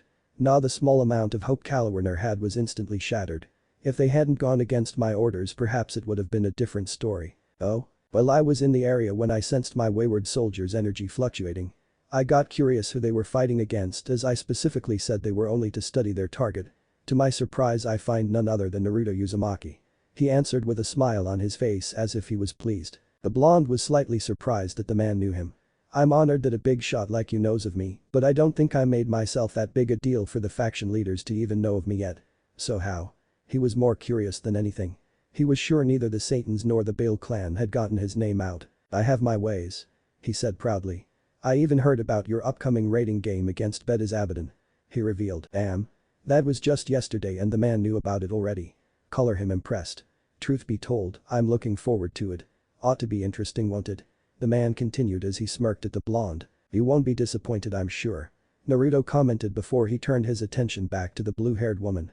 I suppose you would want to deal with her yourself, considering she's part of your faction and all. The woman turned to her leader with hopeful eyes. A long shot from the proud look she was used to wearing. No. I'll leave it to you. After all, they did attack you and followed Kakabiel's orders instead of mine. Consider this as a token of my goodwill. Naruto nodded. Since you didn't attack me like your colleagues did, I'll give you a choice. You can work for me and my family, or you can join your friends. As he gave her the ultimatum, he brought his hand up and let a black ball of energy materialize on his palm. Calwarner turned to Azazel once more, realizing she wouldn't be saved. She made her choice. She hung her head down and her shoulders shrugged. "I'll work for you, just don't kill me." "Well, I suppose our business here is done," said Naruto as picked up his grocery bags. He then looked at Azazel and asked, "But I suppose that token of goodwill doesn't come out for free, does it?" Azazel laughed and said, "Ha ha ha ha. Perceptive one, aren't you?" "That's true." Naruto narrowed his eyes and asked, "Well then, shoot. I don't like to owe anything to anybody. I'll do it as long as it's not dirty." "Trust me, it's not. I just want to ask a few questions, that's all. We can even go fishing during this talk," said Azazel, adding an incentive to his offer. Naruto thought for a moment before coming to a decision. Well, it wouldn't hurt to be on good terms with the leader of the fallen. Might even come handy someday. He thought. "Alright. Let me just drop this off at my place and run an errand really quick and we'll go fishing. The lake just south of here. 30 minutes. The man nodded and extended all 12 of his wings before taking flight once more. Turning to the lone fallen angel he spoke. "Come on, let's go. We need to drop the food off." Half hour later, and that's how we got to where we are now. Naruto had just relayed what had transpired the previous day and given him some background on the situation. He didn't really care if the man knew or not, as there was no info that could be used against him in any way. Azazel nodded as he took a sip of his drink that he'd brought along with him. He, Calwarner, who'd been brought along by Naruto for reasons unknown to her, and the blonde himself were sitting in a relatively large boat in the center of the lake, going over what Azazel wanted to know. And choosing a champion who's in the top 5 guarantees him victory. At least that's what he's banking on, he said, studying the younger man's face. He didn't look the slightest bit worried. Naruto reeled the line back, revealing a rather small fish on the hook, and nodded after tossing it back into the water. "That's right, but I'm confident I can beat him. The goal is to thoroughly humiliate him while showing off as little as possible and still make it clear I deserve that spot." I see, your confidence suggests that you either have a solid plan or an impeccable power, a sacred gear, perhaps?" he asked, the last bit sounding hopeful. Something that didn't go unnoticed by the young devil. The blonde chuckled. "Sorry to burst your bubble, but I don't have a sacred gear." "Then what is it?" he asked curiously. Naruto smirked and began reeling when he felt a pull on the line. Azazel, seeing this, whined almost childishly, "Come on man, give me something to work with." This only made Naruto laugh a little harder as he found the man's antics amusing. He then looked at Azazel and ordered, "Scoop some water and throw it at me." Azazel was curious at the sudden order and glanced at his former subordinate looking for some clue. However, to his disappointment, Calwarner was equally curious to see what the blonde devil had in mind. Azazel did not think any longer and did as he was told. He scooped a handful of water and threw it at the blonde. The 2 fallen angels watched in both fascination, surprise, and curiosity when the water hit a barrier of sorts. Calwarner's face lit up in realization as she immediately knew this was what was causing the light spears that her now dead colleagues were throwing to stop right before him. Azazel meanwhile tried it again, muttering how peculiar while he did so. The older man's brain must have been working overtime to find out what was going on. Naruto thought he'd try the water again, but instead the man tried reaching out to him with his hand, only to be stopped inches away from him. Azazel's face broke into a smile as his excitement began to increase, as well as the pressure he was applying to try and reach him. The high-level magical barrier perhaps? He heard him mutter to himself. The blonde glanced behind him to see Calwarner also reaching out to him, but like her former boss, she too was stuck in place. After about 5 minutes of the two trying different methods to touch him, Azazel finally asked, "How does this work? I've never come across something like this." "I suspected it was a magical barrier of some kind, but powering a barrier to this degree would consume your reserves at a rapid rate." Deciding to throw the man a bone, he answered, "I control infinity." Unknown to him, the fallen angel leader's mind flashed with the image of a small girl in gothic clothing the moment he uttered the words. "Go on," he motioned with his hand as he leaned forward. "I answered your question already." His amusement with the man only grew when he saw him pout for a second before he snapped his finger. "Okay, how about this? Tell me how it works and I'll tell you how Bedis Abaddon's ability works." "Not a bad deal, right? I suppose I could do that. However, just to make sure you keep your word, you go first." Normally Azazel would have pointed out the fact that he needed to do his part first before he spoke, but decided to make an exception. He really wanted to know what this infinity entailed. Nodding in agreement, he began. Bedis Abaddon is incredibly proficient in his clan's innate ability known as Hole. As the name suggests, he can create holes or portals rather, that have multiple uses. It's versatile enough that he can absorb attacks and direct them back to whoever he wants. What's more, he can absorb the attacks and then create a portal anywhere he wants before redirecting the attacks. He explained. "Only magical attacks?" he asked, still not very worried about it. "No, physical attacks too. He can punch through a portal and have his fist appear anywhere else to land a hit." teleportation can also be done by creating two portals and simply jumping from one to another. Apart from that, he's got a lot of stamina and incredible physical power. There's a reason the top 5 in the rating games are said to be immovable from their positions. Would Abaddon be a threat to you? Naruto asked, genuinely curious. It would be draining of course, but I would still come out on top. Naruto nodded in acceptance. Thank you for the information. I was already sure I'd win, but now there's absolutely no doubt in my mind. Both Azazel and Kalawiner blinked. He still wasn't the least bit concerned. Did he realize he wasn't fighting an up-and-coming young devil, but a top-rank ultimate class? So you're not even a little worried? Kalawiner was the one to ask this time. Nope. If anything, he should be relatively easy to deal with. He replied, which only served to make Azazel want to know more. Your infinity must be really something if you are that confident. But we digress, I believe it's your turn now. Naruto reeled in another fish before tossing it back. Infinity is a technique unique to myself, at least I believe it is, since I've never seen anyone else with it. What I do is bring the concept of infinity to reality to distort space at will. The barrier from before is a manifestation of this concept. Think about this, how many times do you have to divide a number before it reaches 0? Azazel didn't have to consider the question for too long. It didn't matter how many times you did it, as it would just continue to inch closer but would never actually reach. As soon as the thought passed through his mind, his eyes widened and the blonde smiled, knowing he'd figured it out. I see you understand. When you attack me, you're not exactly stopped. But the closer you get, the slower you go until it looks like you're no longer moving. So no matter how hard someone tries to attack, it will never actually reach you, which gives the illusion that you've created a barrier. Kalawiner summarized. Exactly. For the first time in a while, the man was shocked. He'd come across many powerful abilities, both natural and granted through sacred gears in his time, but this was perhaps one of the most powerful he'd come across. The young man was quite literally untouchable. Plus he was sure that there was more to it than just that. He'd mentioned distorting space and tried questioning him about it. Naruto, however, told him he'd just have to watch the rating game to find out more. The three decided to depart not too long after that, seeing as Azazel had some other business to attend to. Turning to Kalawiner, he grabbed onto her shoulder and teleported them to land. Come on, let's go get you some clothes. He'd decided that while at the house, she'd work as a maid and look the part, and while in public she'd stay dressed in the suit as she looked damn good in it. The next couple of days were spent idly, everyone just enjoying themselves doing their own thing. Though on one of the days, his queen did suggest he do a little training in preparation for the rating game. He was confident he didn't need to train in order to win, but he would do so if it meant keeping her from annoying him until he did it. The day of the rating game was finally upon them, and the entire peerage was gathered in the living room waiting for their king to speak. I was contacted by the old bastard yesterday. He said, referring to Lord Baale. We have to be in the arena in 15 minutes. And wait. Hopefully he's got some people that can put up a fight. It's been a while since I've had my blood pumping in battle. Baz B commented with a giant grin on his face. A sentiment that was shared by both Grimjo and Karasuba. Regardless of who you fight, I want you guys to dominate the battlefield.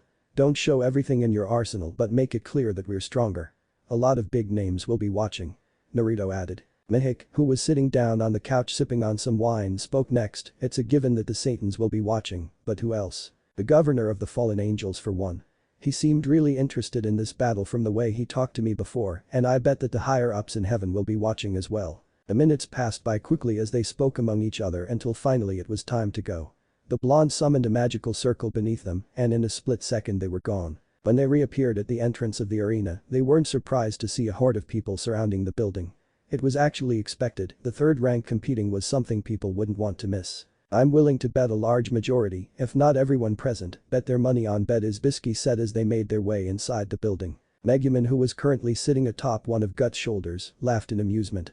The small portion who decides to bet on us are gonna be rich by the end of the day. The group stopped walking a minute later when another magic circle appeared in the middle of the hallway. To their surprise, Surzich's Lucifer appeared before them and greeted them. Mr. Uzumaki, I'm glad you and your peerage made it with no trouble. You can just call me Naruto. Everything was smooth, which begs the question as to why you're here. Shouldn't you be with the other Satans? He asked. I'm just making sure no one tried to sabotage anything before the game began. Lord Baale has a lot to lose, and I wouldn't put it past him to attempt something. So if you wouldn't mind, please follow me. It seemed they had a private escort. It was unnecessary but welcomed nonetheless. They followed him to a room where they were told to wait until they made the announcement. Once they call your team, the door will open and you'll step onto the field. Once both teams are ready, Ajuka will teleport you to the main stage within the dimensional gap and artificially create the terrain. Any questions? Surziches asked. The team glanced at each other, but no one spoke up. Very well, good luck and do put on a good show. Naruto nodded in thanks and crossed his arms as the door was closed. It was quiet in the room for a minute before they heard the voice of Graia resonate through the arena. Good evening everyone, my name is Graia Lucifuge, and I'll be the broadcaster for today's event between the third-ranked Azazel and Naruto Uzumaki. Before we begin, Lord Baale, who's sponsoring the event, would like to say a few words. The woman announced. Thank you. I'm sure everyone is anxious and excited to see one of the top 5 ranked devils in action, but please give me a moment of your time. I simply wish to inform everyone what the stakes of the game this evening will be. Naruto was sure that those outside and those watching the broadcast had given him their full attention. It was clear that those in high places knew what was going on, but regular everyday devils probably thought it was simply a regular match. Yes, you heard correctly, this is a high-stakes matchup. Should Naruto Uzumaki lose, he and his peerage will be executed. However, should he win, Lord Abaddon will be stripped of his rank and will be replaced by Uzumaki. With that said, I'll allow Graia to continue. Vahik scoffed, he must be real confident to let everyone know about the stakes. Now everyone will believe we're on death row. All the more reason to kill his champion. Grimja replied angrily. They heard Graia call Team Abaddon out and then followed suit when she called them. The door opened and the two peerages made their way to the center of the arena. Naruto and Baale stood opposite each other, one with a blank face, the other with a sneer as he looked down. Do try not to die too fast. If I have to waste my time with you, the least I can do is give my fellow high-class devils a good show. Baale spat, clearly upset that he had to fight against them. As B smirked and spat near the man's feet, trust me, they're gonna get a show they'll never forget. He commented before flipping the man off. Just as he expected, the man's sneer turned into a look of pure hatred. Baale took a step forward, ready to try and put him in his place, but stopped as the arena floor began to glow. Everyone soon found themselves surrounded by a colorful void that seemed to go on forever. The void soon changed from the vast nothingness into a large remote mountain village that had all types of trees and vegetation around. Naruto glanced around, noticing Baale and his group were gone. Closing his eyes and extending his senses, he felt large sources of energy on what was most likely the border of their arena. They're on the other side. He was about to give his orders when the angelic voice of Graia was heard once more. Both teams have been sent to their respective sides of the field. The raiding game has commenced. Scatter. In the blink of an eye, he was by himself. He could feel that the opposing players were also making their way over, with their leader staying in place as well. It didn't take long before the first major explosion could be heard within the distance. Letting a small smile grace his face, he looked up to the artificial sky. I wonder. His body flickered before disappearing from its spot and he reappeared a few thousand feet in the air. At this altitude he had a clear view of the entire field and could see every battle going on at the moment. Looking towards the end of the field, he could see the opposing king sitting down on a makeshift seat staring up at him but making no effort to attack. Seeing as he wasn't moving, Naruto turned his attention back down his peerage members who were locked in battle. His eyes were drawn to Baz B, who was currently fighting against what seemed like a Nekomata. She had white hair with small cat ears protruding from her head. She wore a blue jacket with yellow buttons and orange shorts with pinstripes, matching socks and blue shoes. Baz B versus Nekomata. Baz B stepped aside just as a bluish blur sped past him before dashing a few feet back to avoid a stomp where he was just standing. Oi. Catgirl. What's your name? He asked. The Nekomata tilted her head, almost as if confused that he would be talking during their battle. Neferpitu. Why? I just like to know the name of the person I'm about to beat into the ground. He said, a mad smile on his face. Before the woman could react, he appeared behind her, gripped the back of her head with his left hand and slammed her into the ground. Not giving her a chance to get herself back together, his foot connected with her rib, sending her away into the mountain face. Raising his right hand, he made a makeshift gun with his hands, using his index finger and thumb as she hit. The tip of his finger burst into a small flame that quickly turned into a straight beam as it was fired. He had to give credit where it was due, as she was well enough to move aside in time for the beam to pierce through the stone. Not bad. He complimented as she wiped some blood from her mouth. He watched in fascination as her facial expression changed into a crazed look as she crouched down. He could see the veins in her thighs begin to bulge as she prepared to attack. In the time it took him to blink, she made her move. She pushed off the ground with enough force to destroy where she'd previously stood. The problem with speed like that is that it's damn near impossible to stop. He remarked as a light aura surrounded his body. As soon as she was close enough, the aura burst into flames that quickly engulfed the surrounding area. The pressure built up due to the fire propelled her upwards into the sky. As B swiped his right hand into the air, his hand having made another gun shape. This time with 2 fingers extended rather than 1. Burner finger 2. 2 trails of fire that pierced the woman's midsection as she flew over him. He tilted his face away so as to not get blood in his eyes and only looked back once he heard a thud behind him. Turning around he saw her gripping her stomach, trying in vain to stop the bleeding. Her body was burned in multiple places and bleeding profusely. "I'm surprised you haven't been removed from the game yet," he commented as he took in her battered form. She gasped for breath and stood up on very shaky legs. Her body began to glow with an ominous reddish-black aura. "I'm not done yet. I cannot fail Lord Abaddon," she whispered. The Mohawk sporting man couldn't help but respect the woman a little. She clearly wasn't going down until she was forced. However, he started to sense a feeling of danger from the woman. She was going all out apparently.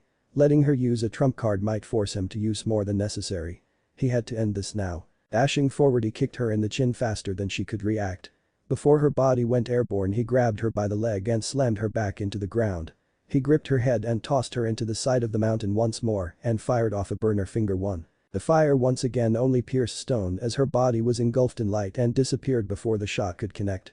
"Bet is Abaddon's rook has been retired," Graia called out. Nodding in satisfaction, the blonde turned his attention to another battle going on just west of the previous one. If anyone was to look at the two, they would clearly see a horrible match. A petite blonde versus a giant of a man covered in muscle. Unsurprisingly, he claimed his name was Muscular. It was a no-brainer why this fight would end poorly. But the confident look in Bisky's eyes would make some think otherwise. It happened in an instant. 1 minute she's standing in place, the next, she was gone. That's when her opponent felt it, a stinging pain in his left cheek and then his ribs. He felt strike after strike and couldn't do anything to block it. The little blonde was merely a blur in the eyes of the devils. Muscular's prosthetic eyes zipped all around the area. Locked onto his target. A sinister smirk etched itself across his face. Every little strike just made it wider and wider. His arm started to shake. It slithered and bulged until it was at the desired level. Bisky kept her onslaught of hit and run. Aiming specifically for his joints. Hoping to disable the psycho before wham! An agonizing pain suddenly appeared in the young girl's stomach. The cause? Muscular's giant fist. His arm had changed. Now 3 times the size, fully covered with raw muscle, stopping at his wrist. Every strike having more power and more ferocity. For a man of his stature it was a wonder how he could move that fast. Bisky's eyes bulged, mouth agape in pain. She was able to see the second punch coming but was unable to stop it. A snap echoed across the battlefield. Silence reigned as almost all the observers froze from the horrendous sight that followed. The sight of the young girl getting her neck snapped was still shocking, even if she was a willing participant.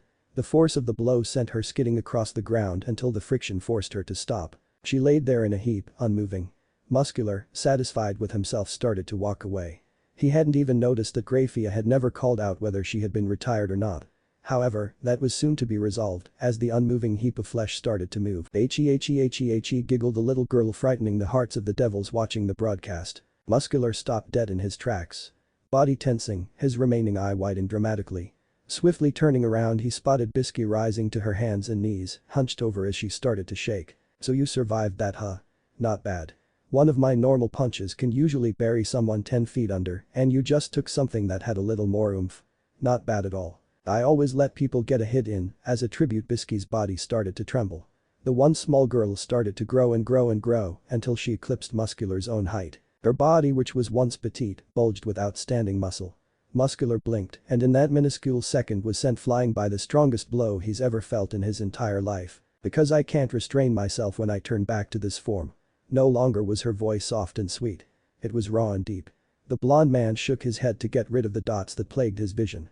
His remaining eye was wide and his heart felt like it dropped into his stomach. What the hell? In a fraction of a second he was struck in the jaw just like earlier. This time it didn't sting. It hurt. He felt as if his head was nearly knocked off his shoulders. Sent flying across the field, he couldn't move. He felt paralyzed for that brief moment. Squinting from the pain, he slowly opened his eye, only to widen it in horror. She was standing there, waiting for him. Her face was blank but her eyes. Her eyes. Another blow, then another and another. Each blow felt like it was tearing him apart. She let him go, watching apathetically as he skidded across the ground. Just like she did moments ago. Muscular shakily stood up, he looked crazed. Eye bloodshot, drooling like a feral dog. "You little bitch." His body started to bulge, more muscle started to cover his form until he looked like the monster that he was. Bisky straightened her shoulders, put one foot back and cocked her right arm. The battle was over before it began. 2 fists met, battling for dominance. The amount of energy released enough to damage the surrounding terrain. Bisky could see Muscular's eyes widen as the muscle around his arm began to tear before it exploded, no longer able to withstand the power of the one small girl. Her arm continued moving forward until it collided with his face. She could feel some of the bones of his skull crack under the pressure. Before he could be sent soaring through the air, his body glowed wide and disappeared. That is, Abaddon's pawn has been retired. Graia announced. Nice work. He complimented as he watched her revert back to her childish form. She clapped her hands and patted her dress before dashing in the direction of someone else. He was forced to tilt his head to avoid a blast of fire that had been shot from below.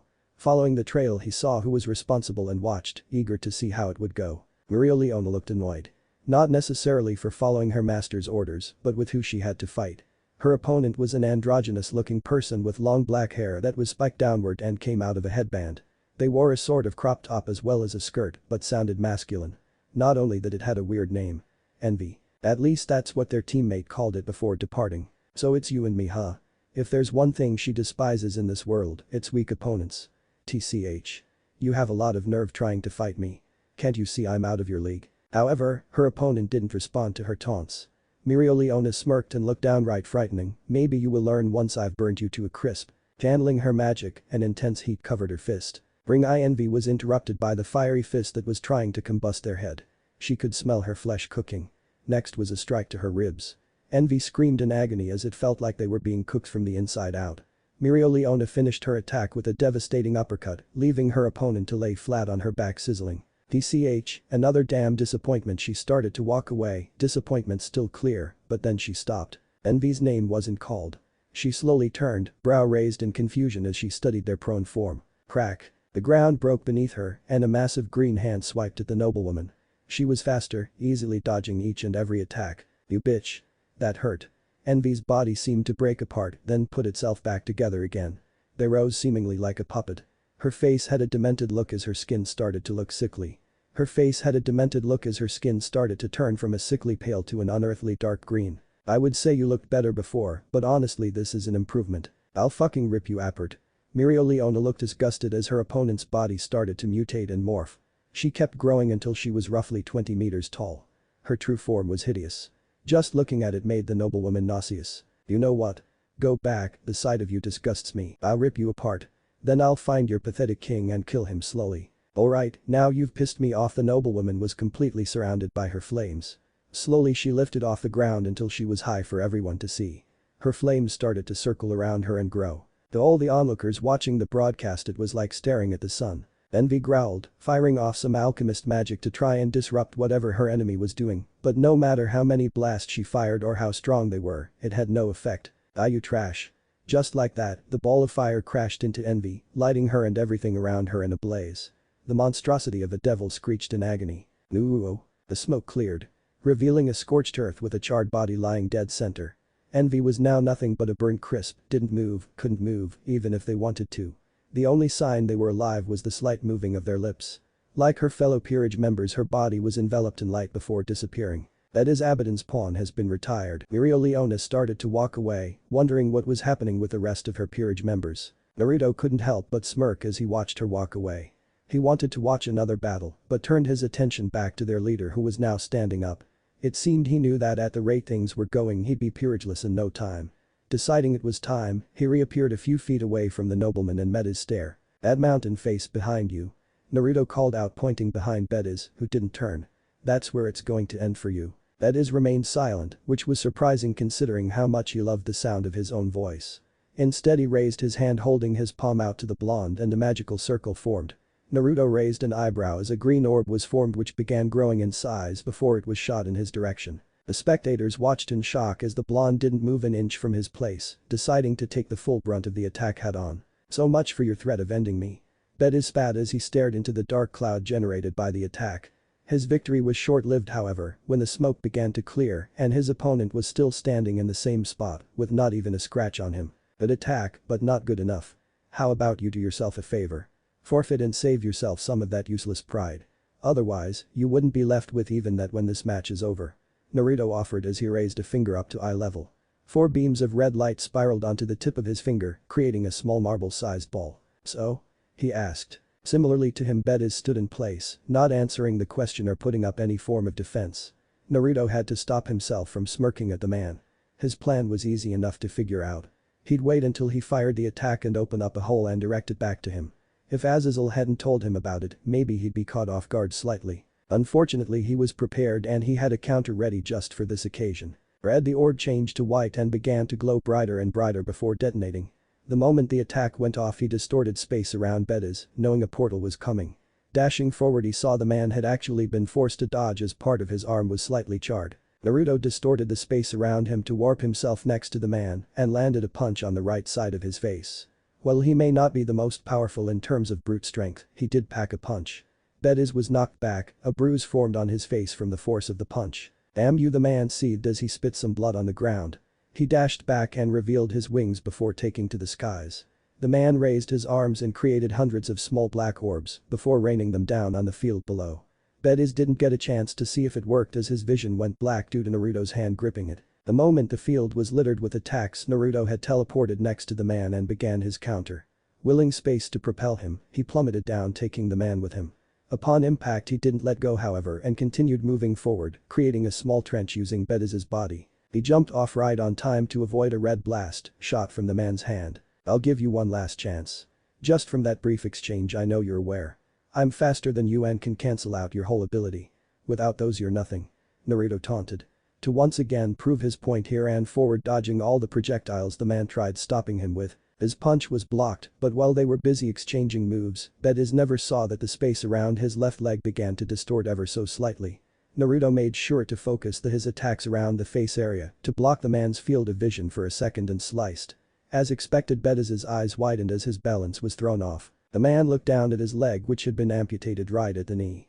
His lack of focus resulted in Naruto grabbing him by the hand and pulling him forward before delivering a punch to his solar plexus. The punch was hard enough that it drew blood out of the mouth of his opponent. However, the assault didn't end there. Having locked his hand in place, Naruto brought him closer and repeatedly punched the man. After 12 or so consecutive punches he brought his palm up to the man's chest and fired right at point-blank range, making sure to send him back in the direction where the battle started. Teleporting himself to him, Naruto smiled in satisfaction at the state the once arrogant man was in. He was in a sitting position against the mountain face, the stump that was his leg continuously bleeding. "Ahhh." Baale yelled as Naruto got close and tried another magical attack. This time it was a dark red orb that had a black outer glow. Similarly to all the other attacks up until this point, the attack was useless as it seemingly stopped right before reaching him. It changed color to black briefly before exploding. The result was a massive mushroom cloud that could be seen from all areas of the field. "For last resort, that wasn't half bad," Naruto commented as he walked out of the smoke unharmed. "But now it's time to make good on my word. Luckily the system hasn't removed you from the game yet. That mountain face behind you is the border of the arena. Which means no matter how hard it's hit it won't break." What happened next was something every supernatural creature watching would never forget. Naruto appeared in front of the downed man and seemingly pushed the air in front of him. And just like that, Azazel, one of the men said to be immovable from his position, was reduced to a splatter of blood and mutilated body parts on the wall. Azazel has been eliminated. Winner Naruto Uzumaki. Even Graia's voice couldn't hide the shock she felt. The arena faded back into the colorless void and all participants were teleported back into the arena within the underworld. Immediately devils raced inside to look over the remains of the nobleman. Naruto turned around to see Lord Baale staring at him in shock. Naruto flashed him a peace sign before making his way toward Surziches, who had just entered the building. Needless to say, the next couple of days in the underworld were going to be hectic. The underworld was in shock. Even after a couple of days passed since the raiding game between Azazel and the newcomer Naruto Uzumaki, talk of their match was prevalent. While there was some talk of the matches between their Peerage members, what most people were talking about was the conclusion to the match. Azazel, the man who'd been ranked number 3 for years, had been killed. It was shocking enough that he died, but it was the way he died that had people talking. The man had been turned into nothing more than paste on the walls in front of the entirety of the Devil Society. The more prejudiced devils, mostly that of the older generation, had their world literally flipped in the span of a day. One of the pureblood devils of their society, a very powerful one at that, had been killed by someone who was still just a kid in their eyes. While most wouldn't miss him per se, they were still in disarray at what his loss meant for them as a whole. The younger devils were shocked as well, though for completely different reasons. Someone in their generation suddenly appeared and knocked off one of the men who was said to be immovable from his spot. Understandably, that set off a wave of hope for those of the lower houses and status. This proved that the rhetoric the older devils spewed about purebloods being superior was bullshit. Though the entirety of the underworld was discussing the match, there were also two other devils that were frequently brought up in the conversation. Belial and Roygun Belphegor, the current first and second rank in the rating games. It was a widely accepted fact that those in the top wouldn't move from their spots, so for one to be so easily usurped raised questions. How strong was Uzumaki exactly? If he was able to toy with an ultimate class devil while holding back most of his abilities, what else could he do? When would he challenge them for the second and first place spots? All of these were questions one would hear while traveling through any part of the underworld. While most people were caught up in the excitement, however, one devil had wanted nothing more than for everyone to forget about the whole thing. The man known simply as Lord Baale to most had been on the receiving end of silent scrutiny. No one dared say anything out loud to the head of the Baale clan, but he could see it. Lord Baale knew the other lords blamed him for the death of one of the purebloods of their society. Of all the things he expected from that rating game, Beda's dying was not one of them. It might seem bad now, but there was still a way to salvage this. He looked at the figure sitting across from him. The woman looked to be in her early 20s with bright pink hair, along with two horns protruding from her head. She had very large, a slim waist, and wore a form-fitting high-cut dress with high slits, showing off a pair of wonderful legs. She's the current second rank of the rating games, Roygun Belphegor. I must say, it was a surprise to hear that you wished to speak to me. I think I have an idea as to why I'm here, but please, do tell me. She spoke. Lord Baale looked at her with a stoic face, not letting anything show. First, let me thank you for taking the time to meet with me. I know that you must be very busy lately. As to why you're here, I was hoping you would be willing to do a small favor for me. Roygun smirked and crossed one leg over the other. What small favor would that be? She asked in a knowing tone. I'd like to sponsor was as far as he got before the woman in front of him put a hand up. The man had to hold back the urge to scowl at the display. No one in their right mind ever told him when to stop talking, not even the Satans. He would overlook this though, he needed her to comply with him. Diehauser would have been preferred, but the man wouldn't take his request to meet. Perhaps he had a clue about the incident with Cleria. Let me stop you right there, Lord Baale. I'm sure I can finish what you wanted to say. I'd like to sponsor a game between you and Naruto Uzumaki, is that right? She asked. The man didn't provide a response. I know you're an intelligent man, which is why I'm wondering why you decided to have Beda's Abaddon be your champion. Did you know I had to talk him out of attacking your clan a few years ago? He did know about that. I'm aware, but he owed me a few favors for pulling some strings in the past and had no choice. She nodded in understanding. It was just like the man to have powerful people under his thumb. I see, and because of that he's dead. The man was turned into a smear on the wall with millions of people watching it happen in real time. That's a fate I don't want to share. She said plainly. While she was a powerful devil, it didn't mean she was willing to risk her life against an opponent she knew next to nothing about. Lord Baale laced his fingers together in front of his face and rested his elbows on his desk. It is unfortunate what happened to Bedas, but it is a known fact that you are more powerful than he was. You've taken on anyone who challenged you in the past with no hesitation, so why now? Surely you don't believe Uzumaki can beat you, not with your crack ability. He said, trying to stroke her ego. Please don't insult my intelligence, Lord Baale. Everyone I've battled against, I've had time to study and prepare for. There's no way to prepare against an opponent who has no information about himself to study.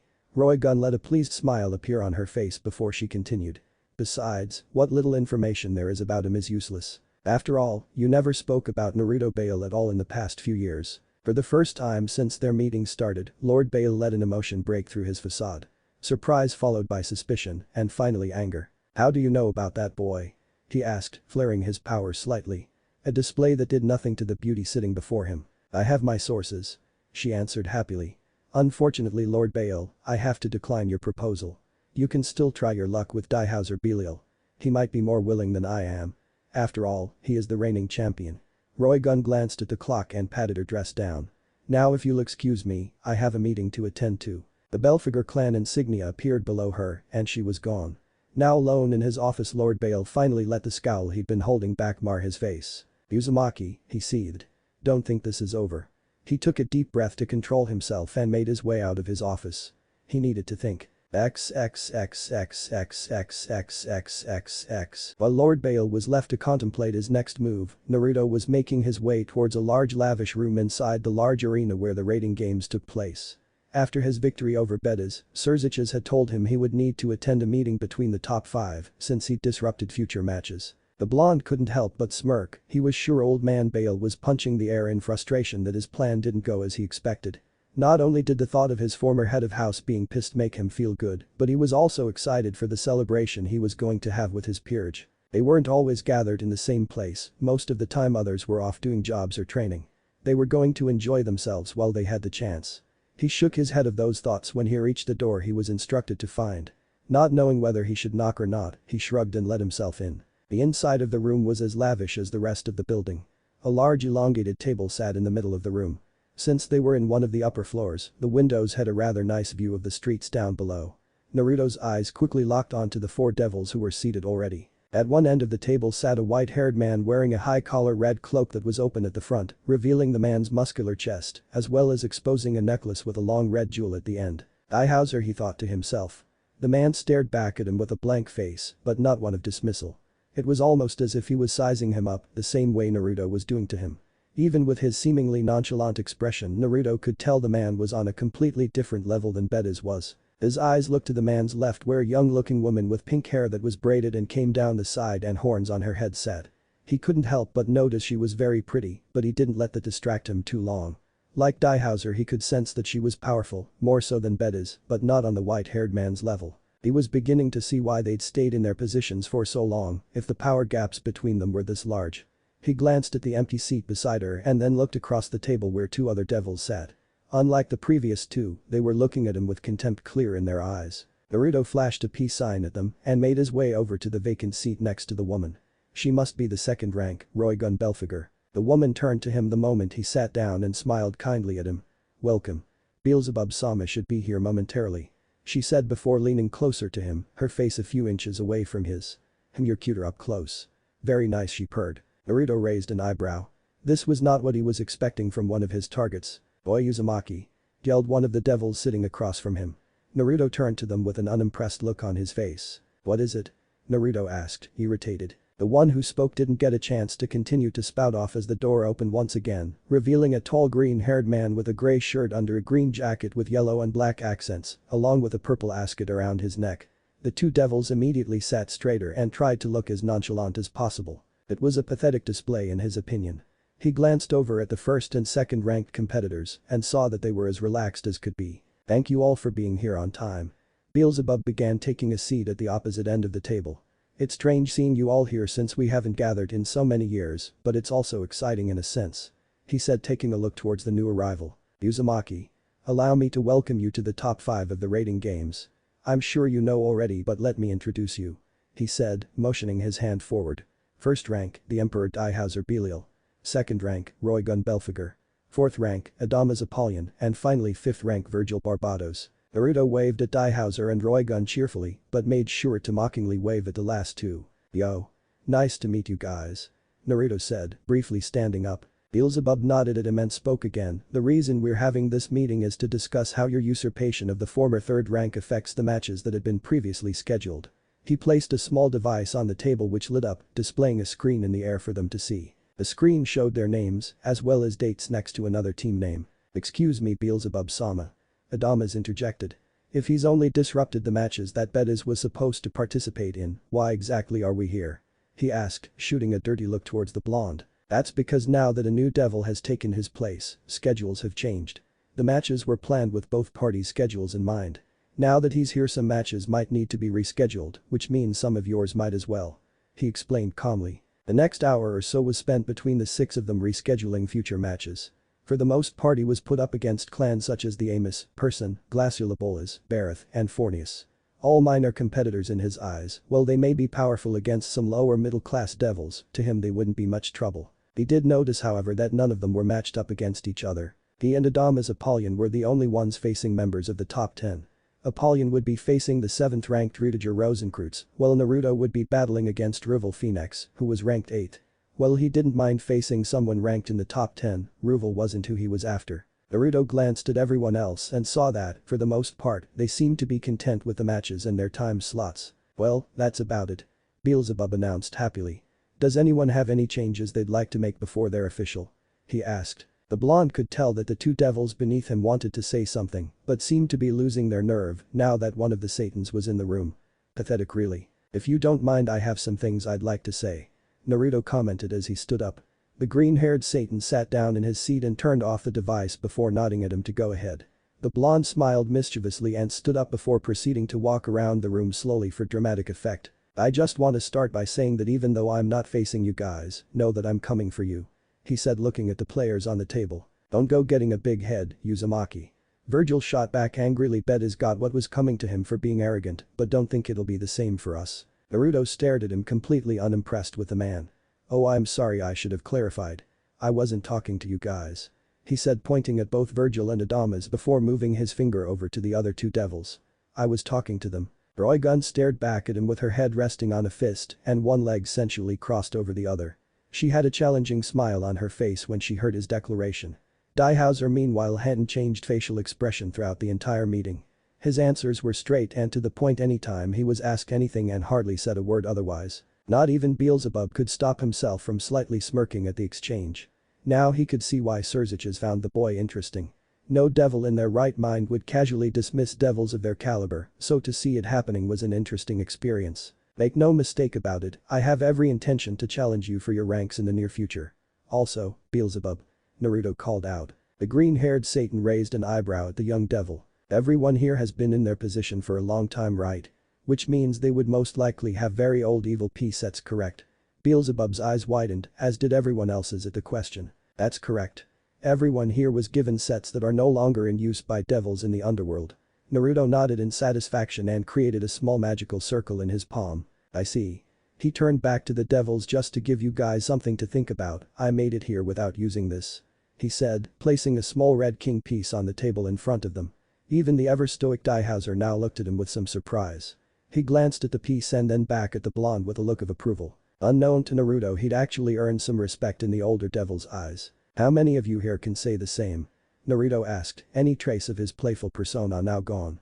He looked from devil to devil and noticed that even Roigun was staring at him with a serious expression. The 4th and 5th ranked devils looked at him wide-eyed, their expressions even showing a bit of awe. Naruto did notice that Daihauser had adjusted his arms in front of his chest so that his hands could be seen slightly. To his surprise, the man also held a red king piece in between his fingers. So only the emperor seemingly made it to the top without any help, Naruto thought to himself. He knew Daihauser was powerful, he had to be in order to reign at the top. To make it there using only his strength though, that was something else completely.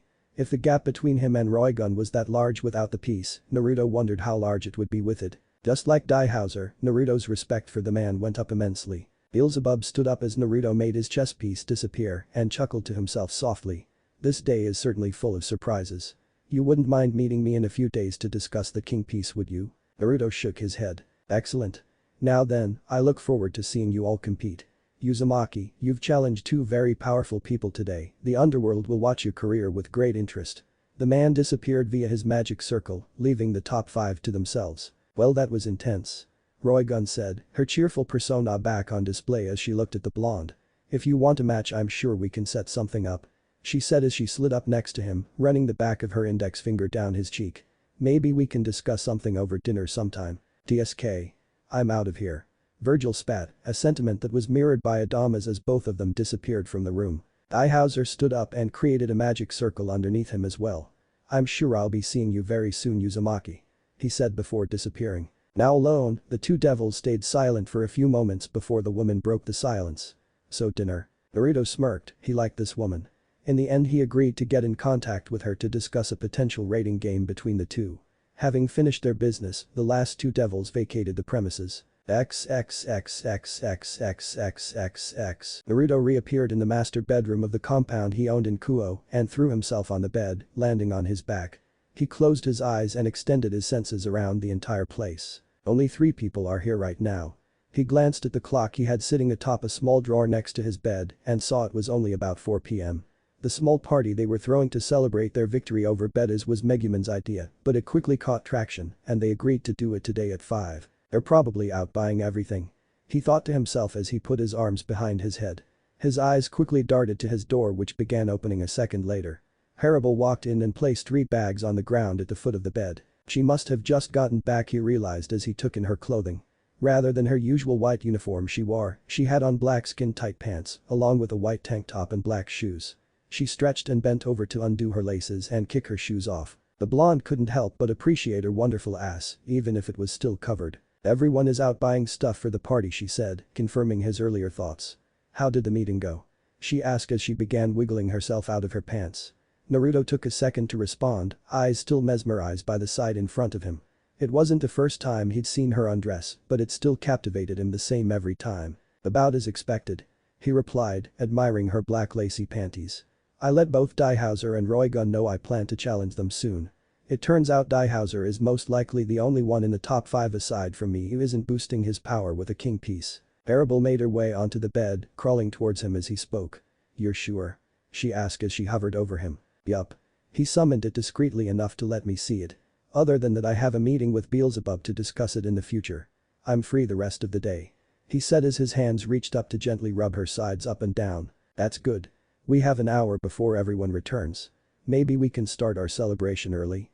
To entice him even further, she sat upright on top of him and pulled her tank top up over her head, revealing a black bra.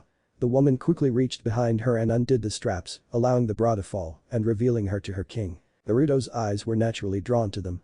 You're awfully forward today.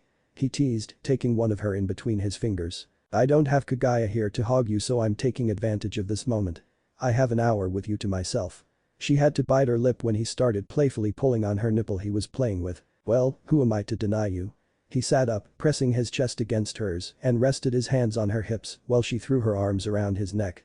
The two blondes closed a distance between their mouths and engaged in a kiss that started slow and sensual, but quickly got more aggressive. Tear bit on his bottom lip and slowly began rocking her panty-covered ass on him. Naruto reached up to knead one of her with one hand, while the other rubbed her womanhood over the fabric covering it. After only a few seconds he could feel it begin to dampen, and he knew she was ready. Pulling back, he quickly discarded his shirt and was about to reach for his pants, but stopped when Tear placed one of her hands over his and shook her head. Lay down. I'll do it. She ordered. Seeing no reason to argue, Naruto laid back and let the woman do as she pleased.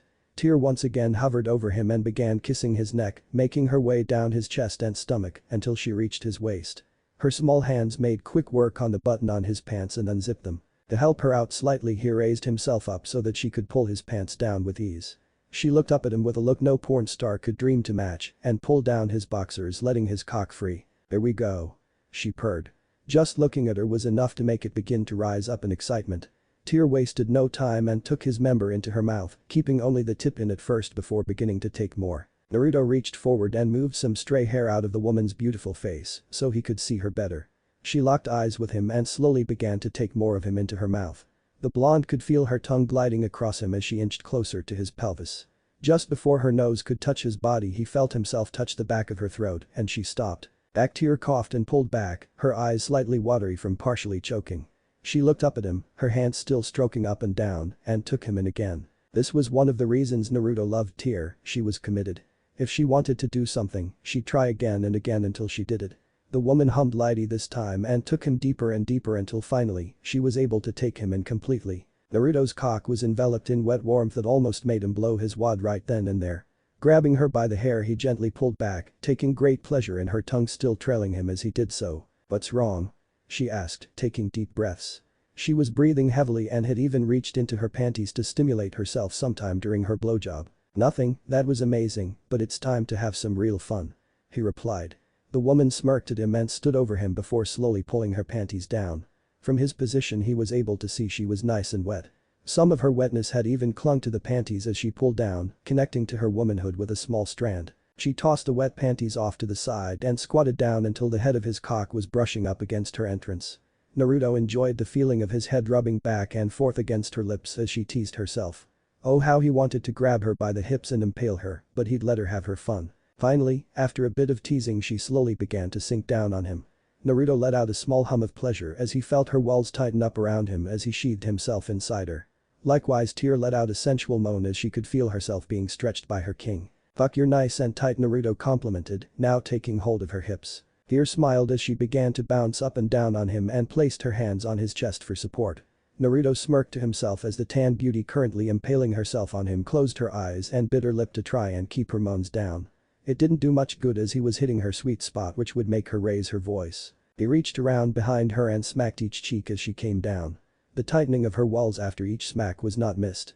Smiling mischievously, he smacked one cheek after another every time she landed. Oh fuck, she purred after one particularly hard smack.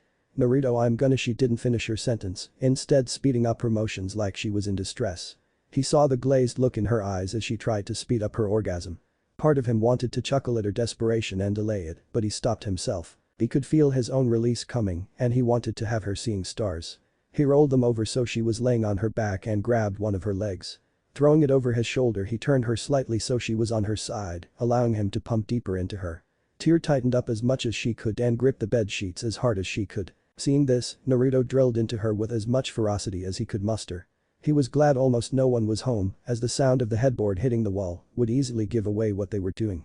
They'd been going at it for well over 20 minutes now, and he wanted to make it count. Don't stop, Naruto, please don't stop, I'm so close, Tear cried, thrusting back trying to match his pace. I don't plan to. He hammered away at her for 5 more minutes before it finally happened.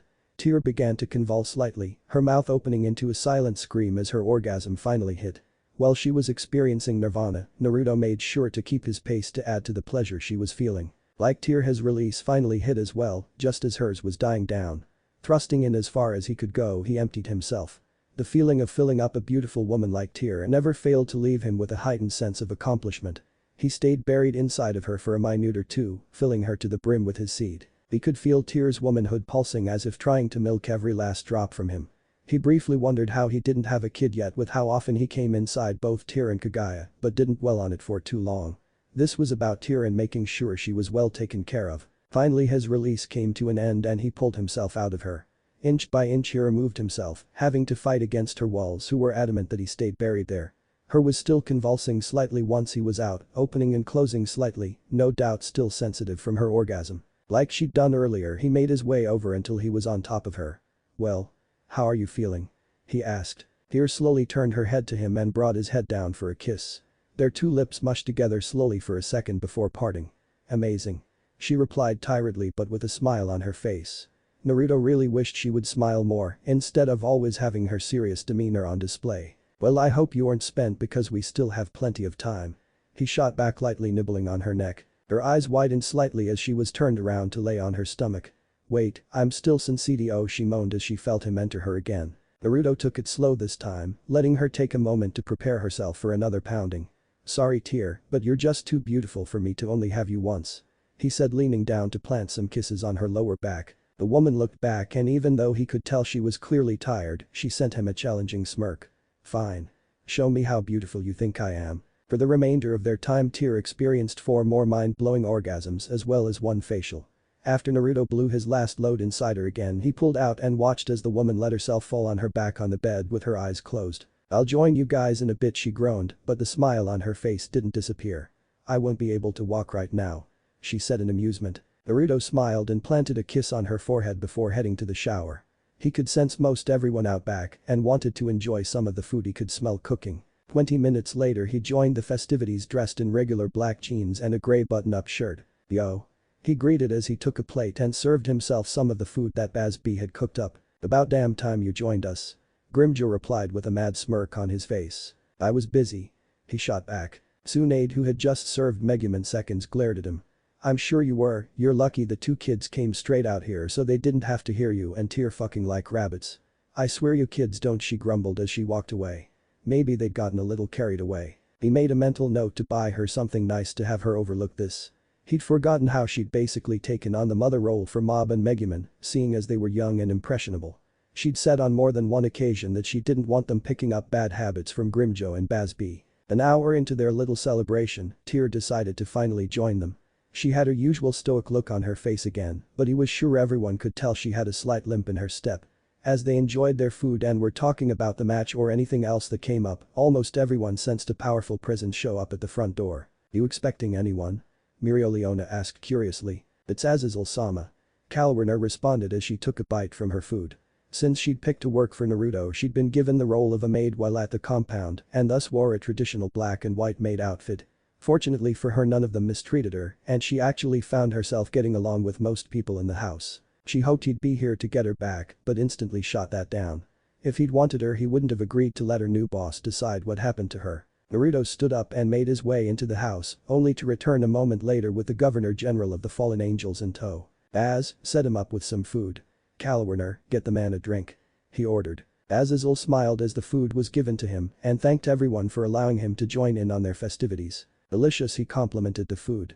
I have to say, I was really impressed with that rating game. He continued. I bet on you to win after our chat, but I definitely wasn't expecting you to kill him. You've got the entire supernatural world talking about it. Naruto took a sip of his drink and smirked.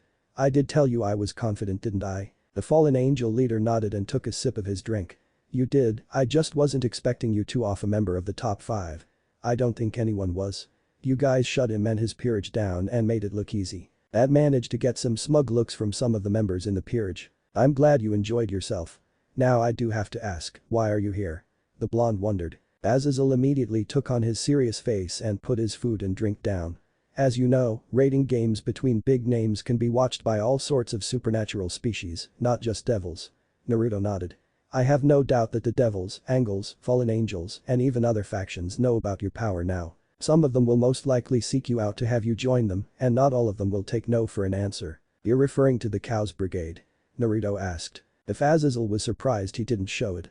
You're familiar with them? Yeah, I ran into one of their members a while ago and got some information out of them. Naruto replied. So you're aware that they're led by the infinite dragon god? Azazel questioned. Naruto answered with another nod. Yup.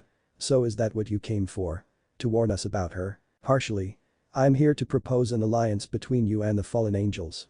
The man revealed. Naruto narrowed his eyes slightly. While they were definitely the smallest of the 3 factions, they still had a large number of members in their ranks. Azazel must have seen his look as he decided to quickly continue. Well, I'm sure you can take care of yourselves, even you would lose some of your people if Offa sent the entirety of her forces after you. Not only that, but you'd also have some very powerful and resourceful people on your side, including myself and the hacker Yuku, to name 2. What do you get out of this? Tyr asked, taking a seat next to the blonde. You've been telling us about what you can offer us, but I'm sure there's something beneficial to you for you to make this offer. That's correct, young lady. We get a deterrent. It's no secret that the war between the 3 factions isn't over, we're simply at a ceasefire. You don't have your own house and haven't sworn yourself to the Satans, so you're not officially part of the underworld. They wouldn't attack knowing that you're backing us up. Likewise, Heaven would also think twice knowing we had you on our side. It's not guaranteed, but it does make the situation a little more controllable. I don't expect you to answer now, why don't you take a few days and then give me a call once you've made up your mind?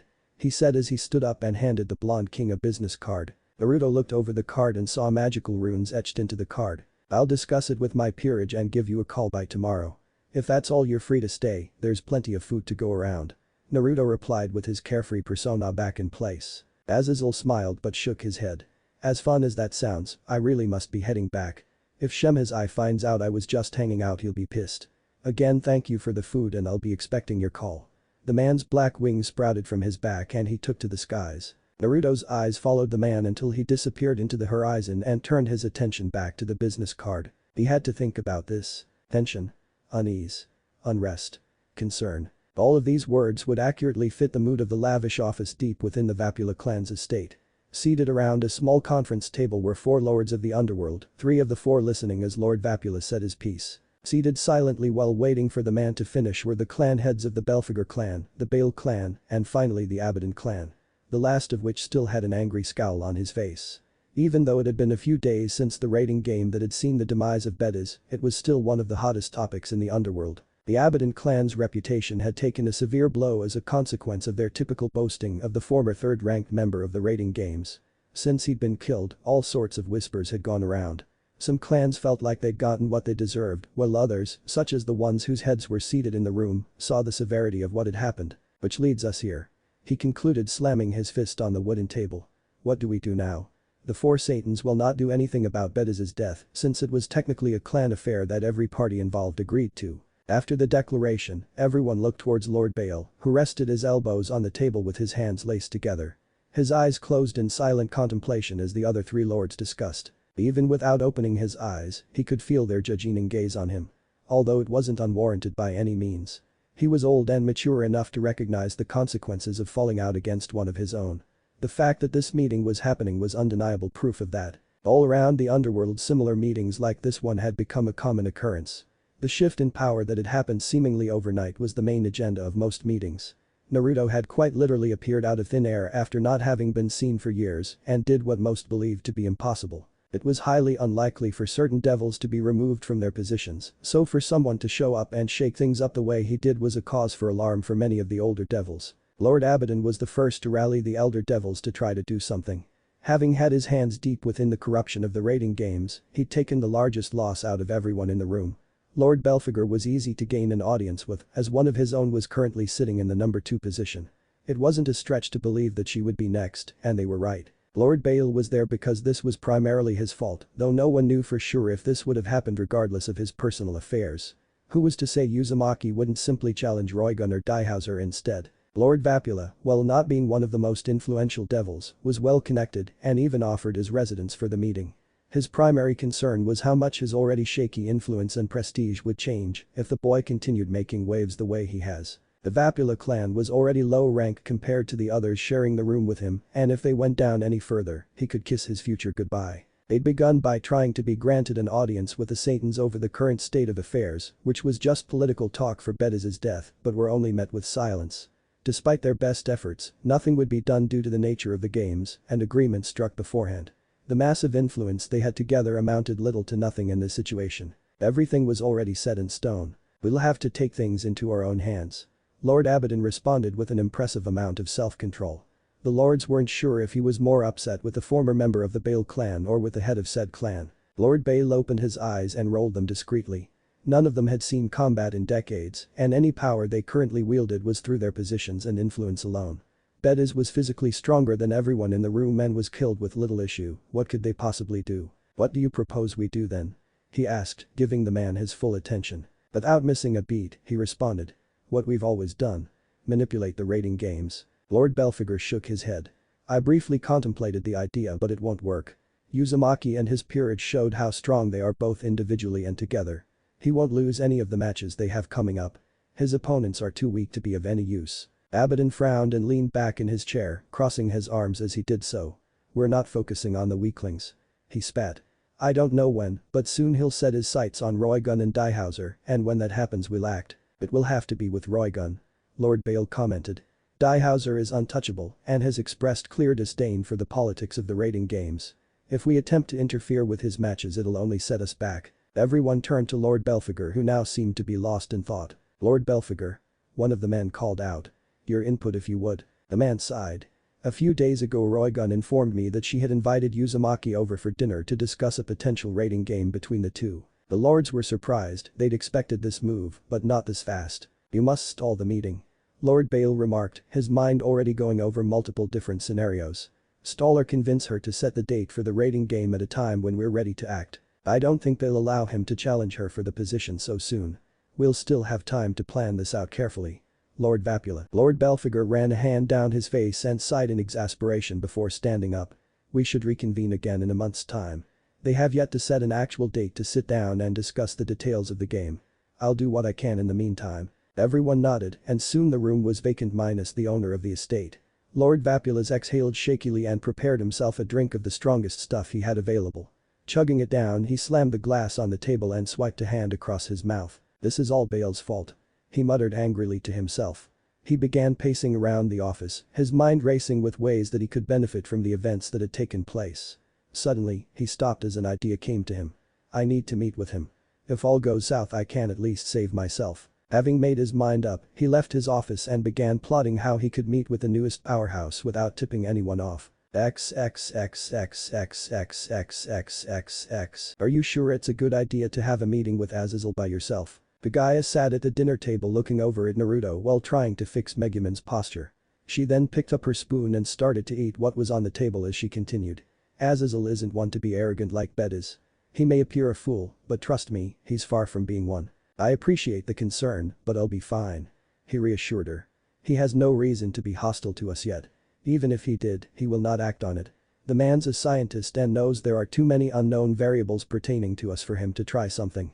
He finished. Alwerner, dressed in a standard black and white maid's dress complete with white headpiece, made herself known and began clearing off the empty plates on the table. While doing so she spoke. He's right. She said, confirming Naruto's assessment of the man. Having worked for him for as long as she had, she knew how he worked very well. He's curious about you personally as well as your power. It's pretty safe to assume that the other higher-ups are interested as well, but they won't go looking for you the way Azazel has. They'll play it safe. Observe from a distance. Naruto nodded thankfully at her and turned back to Kagaya. See, we have nothing to worry about. He said happily, causing the woman to roll her eyes. It was strange seeing the stoic regal woman do something most would consider rude. Around them however, she had no issues letting them see the less uptight version of her. I'm pretty curious as to what he has to say regarding the alliance and how it's gonna benefit both parties. Kagaya narrowed her milky white eyes at him marginally. It's unusual for you to take this alliance seriously. Either I don't know you as much as I think I do or there is actually something in that alliance that has caught your interest, something you're not saying to us. Naruto shook his head and continued, knowing that he could not hide from Kagaya's sharp senses. He also mentioned that the Hikuryuko was with them and I want to see what he's about. I've heard of him from some of the people we've encountered. I want to see if he's as strong as they say he is. You want to fight him? Megumin asked, wiping her mouth with the back of her hand. An action that got her a light scolding. Naruto checked himself over once and made his way to the door. I wouldn't be against it. Bediz was a disappointment who had nothing going for him once his whole ability was shut down. Well, speaking of, as he said his piece, Naruto kept his spoon down on the empty plate he just ate from. He got up from his seat and looked at the clock before turning his head back towards Kagaya and the others. It's about time I met with our fallen acquaintance. I'll see you guys in a little bit. Once outside he pulled out the card Azazel had given him and tossed it on the ground before stepping over it. A bright magical circle appeared below his feet, slowly spinning clockwise, growing brighter until Naruto was gone in a flash. When he reappeared he noted he was inside a large well-furnished office, standing across from the Governor General himself. The man was sitting on a large black chair with his legs lazily resting on the desk in front of him until he took note of his guest. "Ah, Naruto. I'm glad to see you decided to accept my invitation." He greeted happily, standing up as he did so. Naruto shook the man's hand and sat down in the chair provided for him. "Let's just say I was curious about this alliance," Naruto responded calmly. Azazel smiled briefly and sat back down, now sitting up straight. "Let's get down to business then." He began with a straight face. The man's entire demeanor changed, similar to how it had when he joined them for their impromptu party. Now though, he cut a more imposing figure and Naruto could easily see why people would follow him. The man in front of him was different from the one he'd seen moments ago. "I'm not sure if you're aware of this or not, but you've caused ripples across the underworld since your match against Bediz. You proved yourself to be one of the biggest new players in the game and have undoubtedly made enemies of a lot of powerful people." Azazel began, pausing momentarily to gauge the young man's reaction. Naruto's face was stoic, silently taking in every word the man was saying. Seeing that he was paying attention, the Governor General continued. "What I'm offering you is backup as well as information. The old families in the underworld won't be all you will have to deal with. You're already familiar with the Cows Brigade, soon enough they'll either ask you to join or try to get rid of you if they see you as a hindrance to their goals. Your peerage is incredibly strong from what I saw from your match, but one peerage against a might of office won't be enough," he explained. Naruto hummed and rubbed his chin in thought. "But it'll be enough with the fallen angels?" he asked in a curious tone. In a display of honesty, Azazel shook his head no. "While our numbers are nothing to scoff at, we're still not enough to fully counter a group with as many members and species as them. An alliance will give us a better chance in the event of an attack and it helps the both of us in taking care of our problems in the underworld." "How so?" Naruto asked. "You have no allies in the underworld.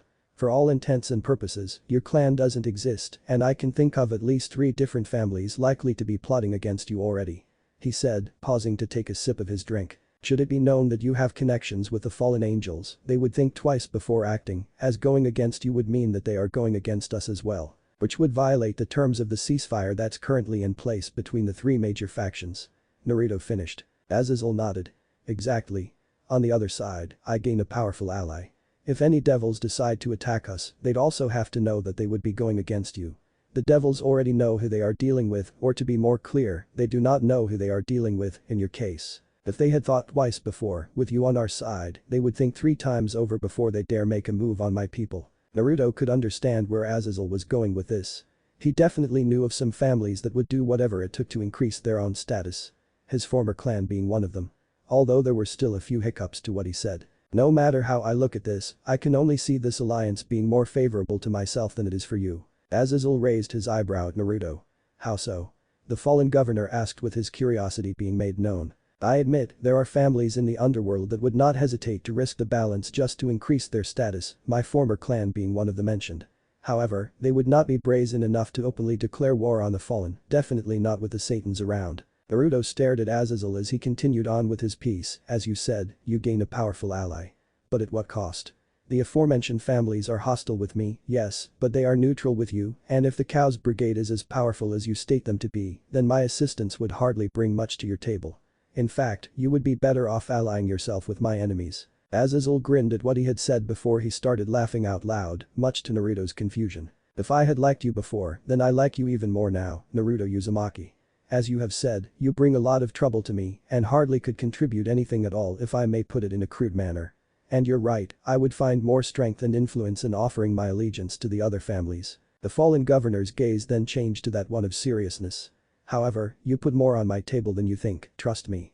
Yes, I make enemies, but I can be rest assured that you will not turn your back on me, cause you need me as much as I need you, even if you don't realize it. Besides, those clans will eventually try to break the ceasefire treaty. This balance that was created has been shaky from the start.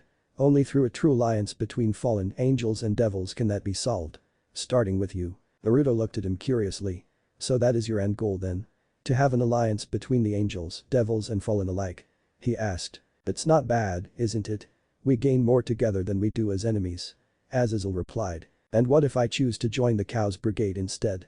Naruto asked, trying to gauge where the man's head was at. Azazel looked at Naruto astounded before he burst out in laughter once again. Well, you can. In fact, it may even benefit you since office values powerful allies. However, I doubt you would like to be under someone as much as you like to be over them. Naruto contemplated what Azazel said and much of what he had was true. He would rather take the choice of being his own boss rather than being someone else's lackey. Like they say, rather be a rat's head than a lion's tail. So? Are we good? Azazel asked, gauging the young devil's uptake. Naruto shook his head since he was hardly done.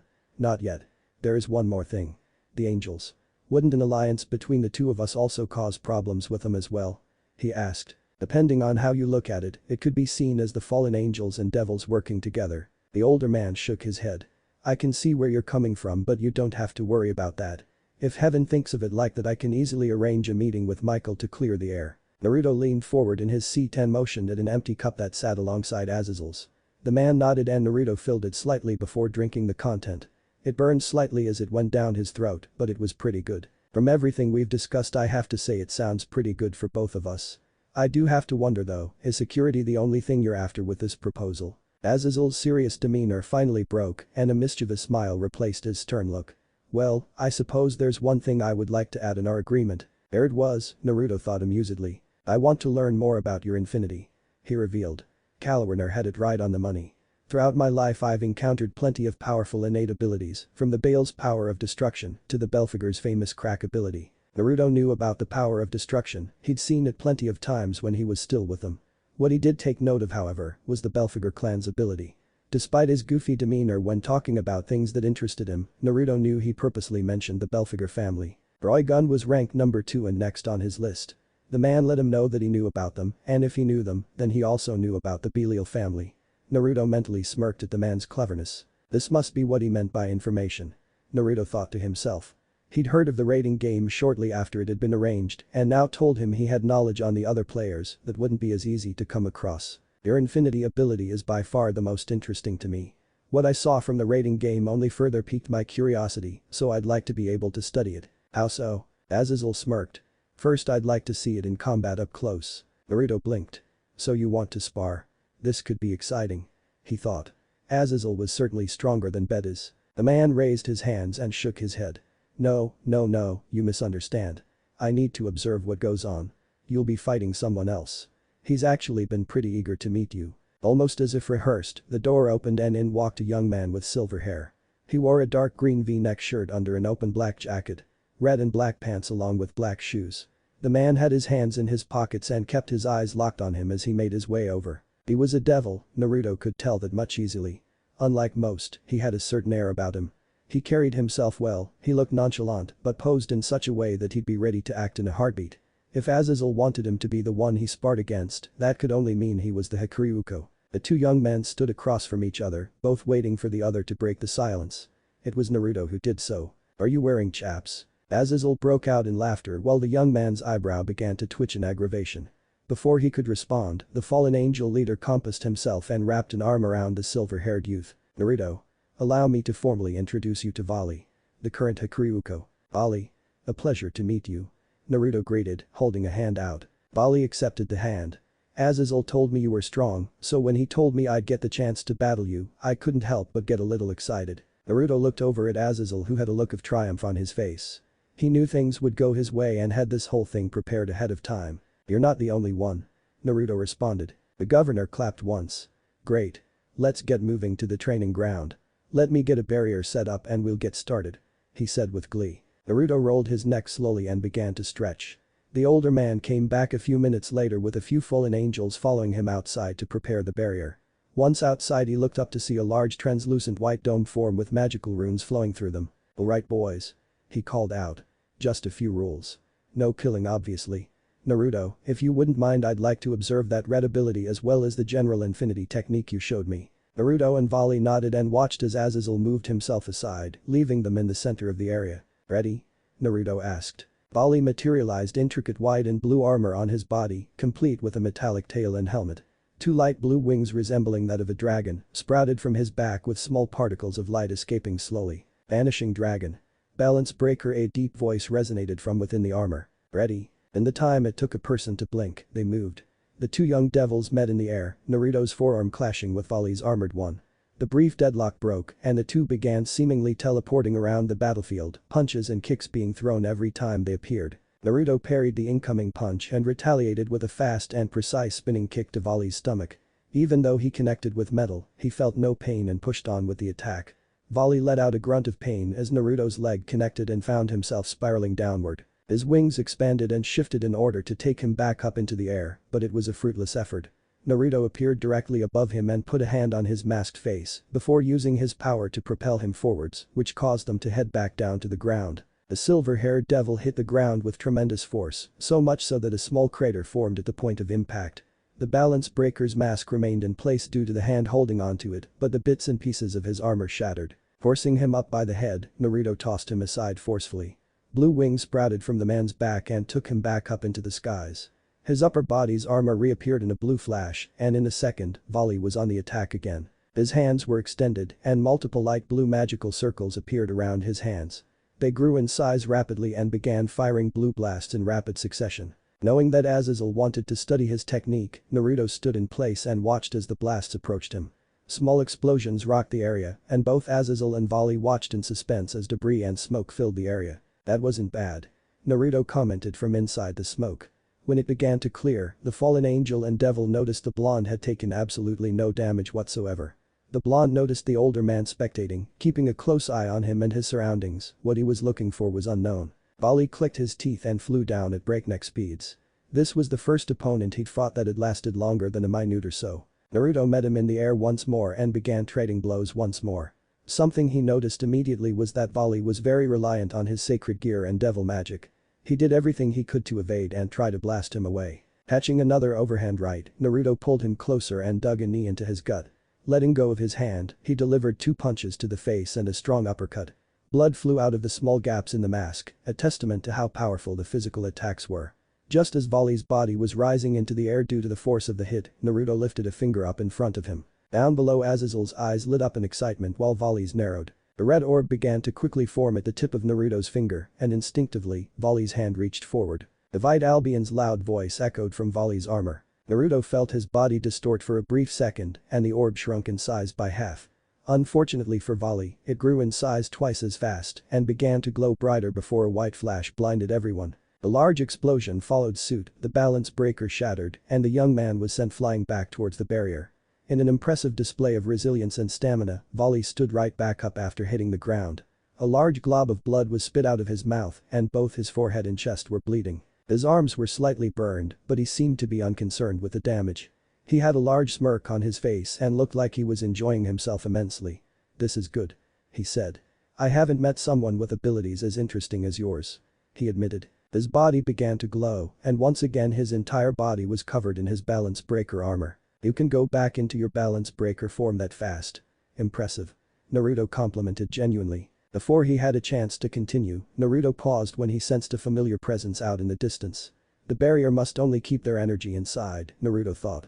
He didn't know what she was doing here, but he couldn't let the opportunity pass him by. "Sorry Baale, but we're gonna have to end this," the blonde called out. The devil in front of him bent his knees a little bit and propelled himself forward towards Naruto. Meeting him in the center of their battleground, Naruto's fist met his. The blonde's other hand pointed a finger at him again, and Baale was quick to back off and begin the dividing process. He knew something was off when Naruto smirked and stayed in place. Divide, divide, divide, divide, Albion called out rapidly. Naruto's smirk only widened as the orb didn't budge and his power wasn't cut in half 4 times. What's going on? Baale asked in shock. Naruto didn't respond and let the attack go off. This time, when Baale hit the ground he didn't get back up instantly. The barrier went down and he rushed over to the downed devil and helped him up. Throwing his arm over his shoulder, he helped walk him over to the governor. How was that? Naruto asked, letting go of Baale who was finally getting his bearings back together. Incredible. I have so many tests I want to try. Azazel responded excitedly. Wait here while I get some equipment. Another test. No, he didn't have time for that right now. Looking over towards Baale who was slightly wincing, he spoke. Looks like the rumors about you are true. You were more fun to fight than Bedis. He told him. But you have a glaring weakness. The man didn't respond but kept his attention on him, wanting to hear him out. Your hand-to-hand combat is lacking. If you fight against someone who can overcome your divine dividing and they get in close, you're in trouble. You might also want to incorporate some long-range attacks or a weapon of some kind. He lectured. He's right, Baale. You're powerful, but there's others out there who are stronger, like the man in front of you. It would do us well to increase our training intensity. Albion spoke out. Naruto nodded in agreement. He had to admit, Baale had potential. He had the makings of someone who would potentially be able to give him a run for his money in the future. That was assuming he was creative with his power. Tell you what, I need to get going, but if you want to get stronger feel free to stop by to get some pointers. Azazel knows where I stay. He offered seriously before he smiled in a similar manner to Azazel. When he comes back, tell him I had something important to do. His own wings sprouted from his back and he took to the skies. His silhouette got smaller and smaller until he was a dot in the distance. Naruto couldn't help but chuckle to himself as he arrived in the center of Kuo and began enacting his plan. He could still feel her in the city, he had time. Sending out a concentrated pulse of energy in her direction, he smiled to himself and entered the small restaurant. XXXXXXXX. If she didn't have an image to maintain in front of the young devils before her, she would have let out an audible sigh. Dealing with the animosity between her king's little sister and Riser Phoenix wasn't something that she was looking forward to. Most everyone knew of the arrangement between the Gremory and Phoenix clan, and most were accepting of it. The only person that was against it was Rias. Riser had come to Kuo to gloat about it almost being time for their marriage, and as expected it didn't go well. The two began to bicker with one another until members of their respective peerages were about to get involved. To put a stop to the escalating tension, she had no choice but to flare her power in order to get control of the situation once more. The two continued to bicker until the idea of settling the dispute via rating game was thrown into the equation. Rias mentioned how Naruto was able to take a position in the games, despite that one being his first ever, as long as both parties agreed. That's when the challenge was issued. Rias and her peerage would have an unofficial rating game against Riser. Should Rias win, the marriage contract would be void and null. If Riser wins, the marriage plans continue as intended. While the two opposing sides discussed the terms of the game and arranged the date it would take place, Graia felt it. Her head snapped up when she felt a concentrated pulse of demonic energy aimed at them. At her. If everything has been decided, it's time I depart. Graia announced with a bow. Rather than disappearing back to the underworld, she left the school on foot and made her way to where she felt the energy. There were a few people in Kuo who could be responsible for the burst, but only one would aim it directly at her. To the average passerby, her face was the definition of stoic. Those that knew her, however, would be able to see the very small smile that she'd let appear on her face. Men and women glanced at her as she walked, no doubt due to the blue and white maid outfit she was donning, but she paid them little mind. She was getting closer. Graia was proven correct, as upon turning around a street corner she was met with another street full of restaurants. That in and of itself didn't tell her anything, but the one nearest to her had a glowing sign outside the premises that read Graia Lucifuge. She raised an eyebrow at the sign and turned her gaze to the restaurant itself. From the small plastic menu items they had depicted in the windows, it seemed they specialized in spicy food. I have some time to spare, she thought to herself before entering. The moment she walked in, one of the employees came up to her and motioned her to follow him. He was a regular human but was still on guard on the off chance that it wasn't who she thought it was. She was led to a small booth that was almost in the corner of the room. She sat down with her back facing one of the walls so she could have a view of the entire place.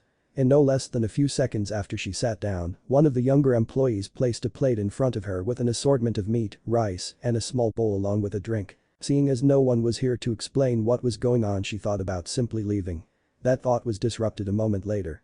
Naruto suddenly appeared sitting in the seat across from her, though most of his body was frozen, courtesy of her magic.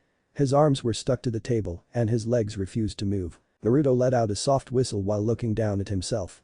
Amazing reaction time. This time, Graia let out a sigh and thought him out. Care to explain this? She asked, pointing at the food and restaurant in general. The blonde shrugged. I sensed you were here in Kuo and wanted to see if I could see you for a bit. Even if it was only for a moment. The strongest queen's face softened, but she didn't respond. She kept her eyes on him and brought some food up a few inches from her mouth and blew slowly to cool it down. You set up a private booth this fast just to see me for a moment? She asked. Is it that surprising? I did tell you I'd like to take you out again, didn't I? He shot back smoothly. Graia looked hummed and nodded. You did. She confirmed. You certainly wasted no time after our last dinner, did you? She teased. I don't think anyone expected you to make your debut the way you did. Naruto smirked. I saw an opportunity and took it, he responded. On another topic though, how have you been? Busy. Incredibly. She replied, part of that is dealing with certain families. She added with a false glare. He winced, having an idea of one particular clan that was probably trying to cause problems for him. Azazel was onto something after all. Well, I'm sorry if I've caused you more work. The older devil took a bite of her food and shook her head. I suppose this is a good way to start making it up to me. I also heard that Beelzebub wants a meeting with you to discuss something important. She probed. It seems she wasn't completely in the know about what went down regarding the Satans. Naruto nodded. That's right. He answered plainly. Graia stared at him expectantly, waiting on him to continue only to narrow her eyes ever so slightly when he smirked. Are you going to tell me why he's interested in meeting you? Maybe he wants to discuss what happened during the raiding game? He tried. The white-haired woman shook her head. He would have mentioned it. This is something he's personally invested in. Naruto rubbed his chin and made it look like he was thinking something over. I suppose I could let you know. Despite her best efforts, Naruto saw her lean forward ever so slightly. When he didn't continue, she huffed, an action Naruto found endearing. So now I get theatrics from one of the Satans and you? Great. She said sarcastically. If anyone could see her, they wouldn't believe that this was the same stoic, powerful woman she'd built herself up to be. Naruto chuckled at her and replied. Are you busy later tonight? To his delight, she shook her head no. Most of my duties have been handled. It's one of the few days I have to myself. That's why I can afford to be here right now. Then how about this, meet up with me later tonight and I'll tell you all about it. He offered. Graia thought it over. She had no plans for the night and certainly wasn't going to take Seraphil on her offer to be on her show. She thought back to the dinner date she shared with the young man in front of her and the fun she'd had throughout their time together. Very well. She agreed. Does 9 p.m. at your place sound okay? Perfect. He agreed, before pausing. Wait. I don't think I've told you where I live. Taking a page out of his book, she smirked at him but didn't respond, instead opting to finish eating her food. Once done, the pair stood up and headed outside. They walked for a few minutes making small talk where he learned of her reason for being here in the first place. He didn't say anything, but based on what he knew, Rias didn't stand a chance at the moment. It would be interesting to see how she handled this. Well, I didn't plan on being led to a date when I came to Kuo today and certainly didn't expect another one planned for the same day. Graia began. Naruto glanced at her and saw she was still looking forwards. I know it doesn't seem like it, but I'm flattered that you're going this far just because you wish to pursue something more. I'm looking forward to tonight. Before Naruto could respond to her words, he felt a pair of lips touch his cheek for a split second before she was gone. His eyes widened and his hand came up to the cheek as he realized what had just happened. Needless to say, he was going to have a great rest of his day. Naruto should have known he spoke too soon after leaving from his impromptu date with Graia. Stepping through the front door of his home, his eyes took in everything that was going on around him, and it took everything he had to keep himself from sighing. Bazz-B and Grimjo were both lounging on the couch in the large living room, feet up on the decorative table. In their hands were a large family-sized bag of chips that they were enjoying. That in and of itself wouldn't have been too bad, hell, he joined them on occasion. Right now, however, his eyes were glued to the over-the-top amount of crumbs the men were leaving all over the couch. Across from where they were seated was what used to be a luxurious-looking bar setup that was now partially destroyed, part of the wood even had scorch marks. A small head peeked out from the remains to reveal a bashful-looking Megumin, whose hands just so happened to be smoking. I thought I had better control of a new spell," she said in an apologetic tone. Not trusting himself not to yell at the girl, he continued forward towards the kitchen. The kitchen area was just as large, if not more so, than the living room.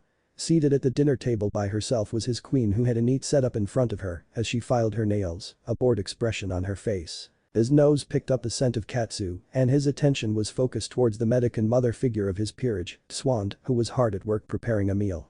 He mentally made a note to treat the woman to something nice, since she seemed to be the only one not causing his blood pressure to rise at the moment. The blonde opened his mouth to speak but stopped himself just as the first word was forming. His eyes moved slowly from left to right as a broken piece of metal that he recognized as part of the fire pit from the backyard floated slowly across the room. Mob stood in front of him and bowed until he was almost at a 90-degree angle. "I'm sorry Naruto, Itadori tried to use a new technique during our spar and destroyed part of the pit. I'm cleaning it up now." He apologized. Naruto could feel his brow beginning to twitch in annoyance as he watched his household fall apart. On a normal day perhaps he wouldn't care as much, they could always just buy new things, they had the money after all.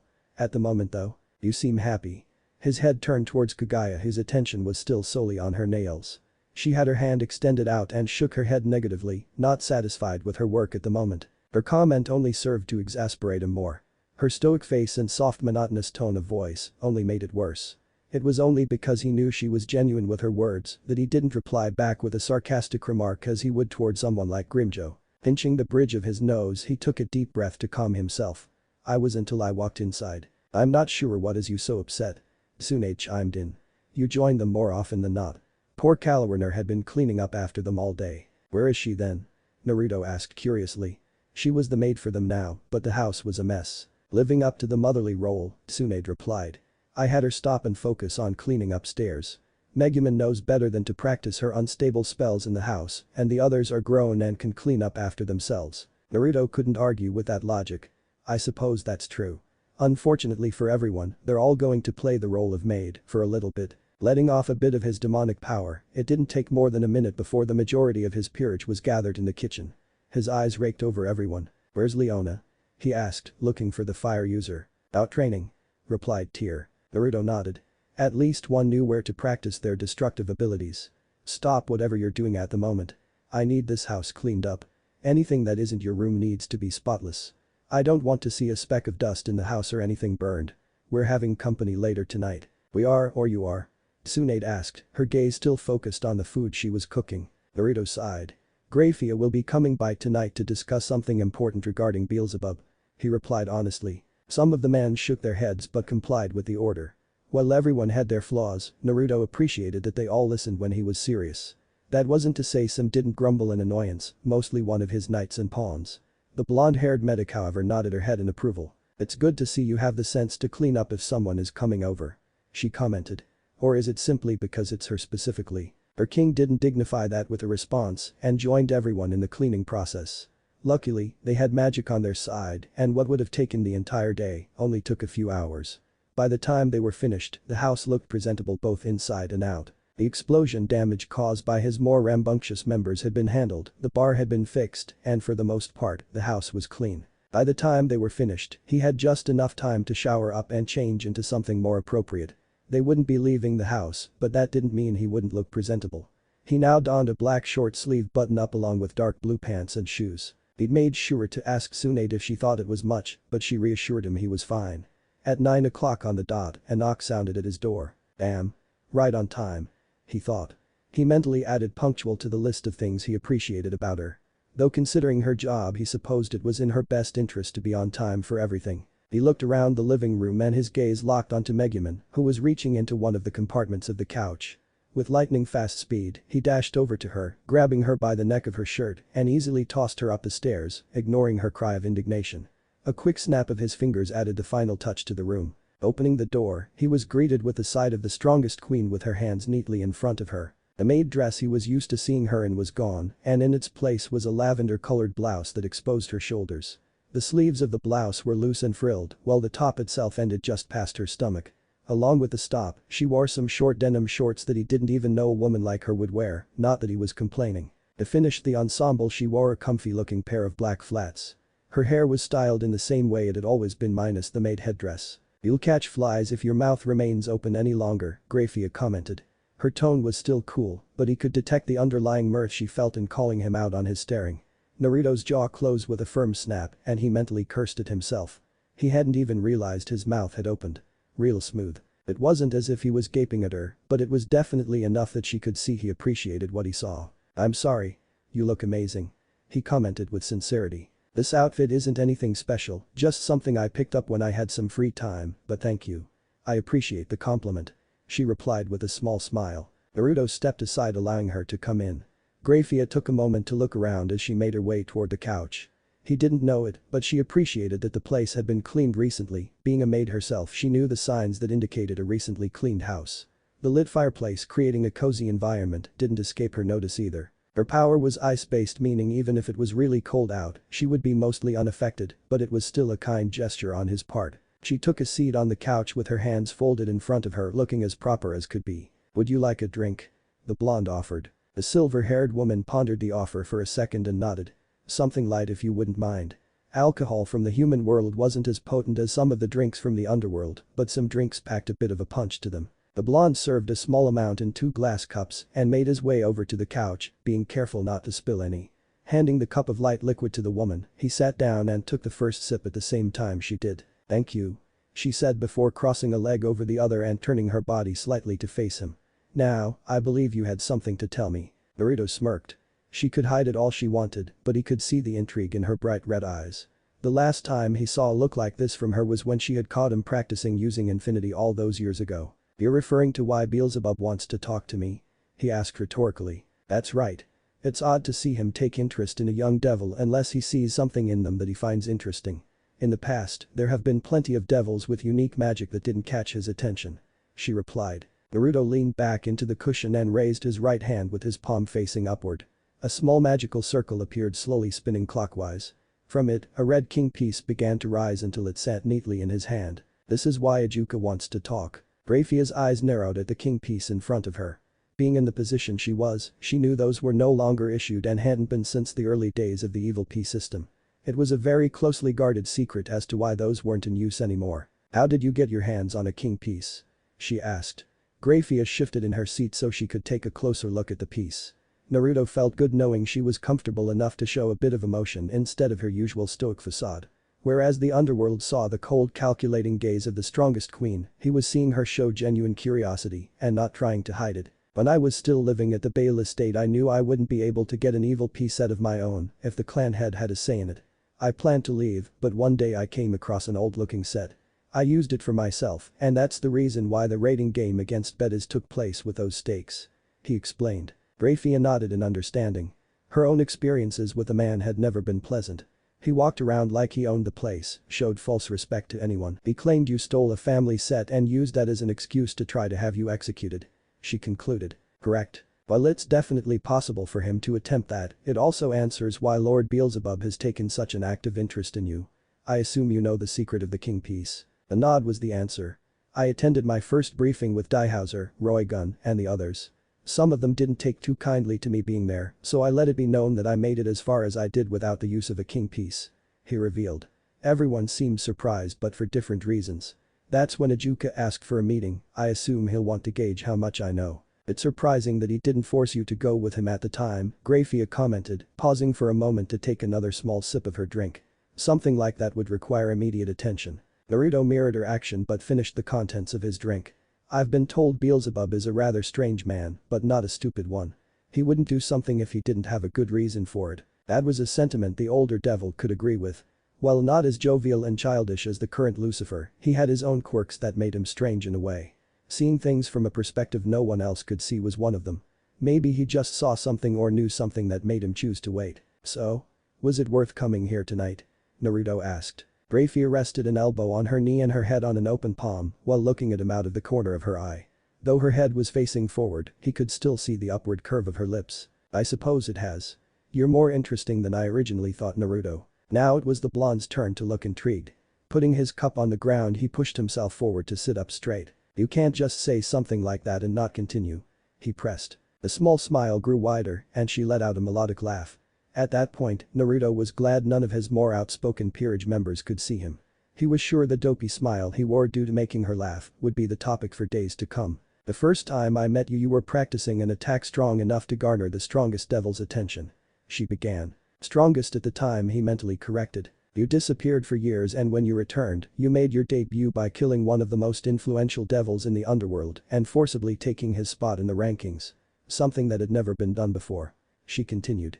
The amazement in her tone was evident and Naruto couldn't help but feel proud of himself. She was older than him and had no doubt encountered plenty of devils young and old. For her to speak highly about them was something most young devils could only dream of, but she wasn't finished. Finally you possess a king piece. That itself doesn't mean much to me. It's the fact that you have it and refuse to use it even after knowing the potential benefits it could have on you. You've made your intentions both towards me and the raiding games clear. That piece could make the seemingly insurmountable task that much easier, but you've refused. Now she sat up and turned to face him fully. That gives me a glimpse of the man you are, and I really like what I see so far. I was doubtful about what you said to me that night during dinner. This has erased any doubt in my mind, I'm truly flattered. Naruto didn't know how to respond for a second. That was the most he, and perhaps anyone would ever hear her speak in a single breath, but the words carried enormous weight. Then you know I plan to keep my word. She nodded, stood up, and sighed. I do.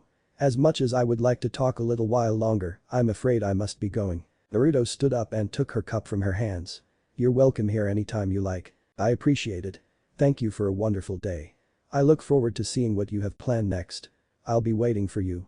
She took a step closer and like earlier in the day, planted a kiss on his cheek, this time letting her lips linger for a moment longer before disappearing via a magical circle. The blonde placed the cups in the dishwasher and made his way back to the couch, letting himself fall across every cushion.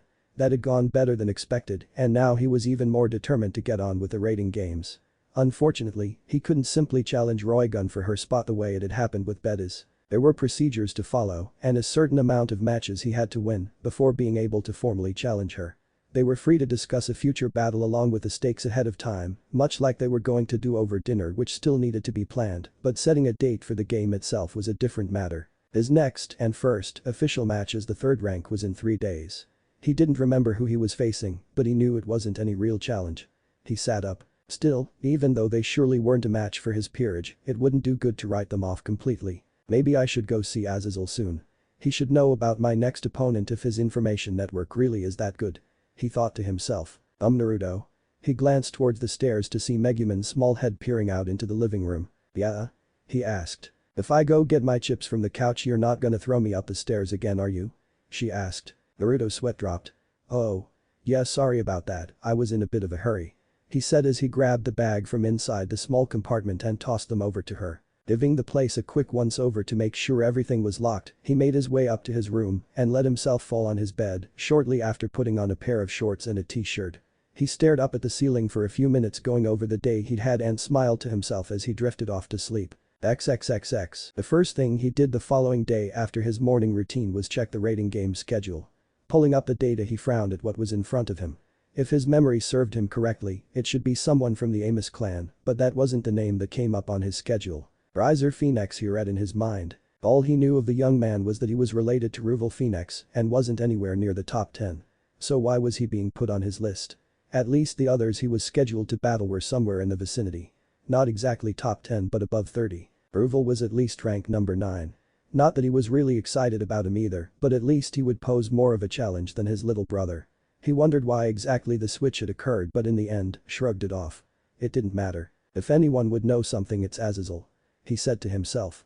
Getting dressed, he let his peerage know he'd be out for a bit and to not destroy the house while he was gone. It didn't take long to reach the fallen angel's current hideout and surprisingly, Azazel wasn't the least bit bothered with his disappearing act the last time he'd been there. Instead, he seemed excited, almost bouncing joyfully that he'd arrived. You got away last time, but now that you're here we can begin, Azazel told him as they walked through the corridors of the hideout. Naruto turned his head slightly to stare at the silver-haired man that walked beside them with a bored look on his face. He shrugged.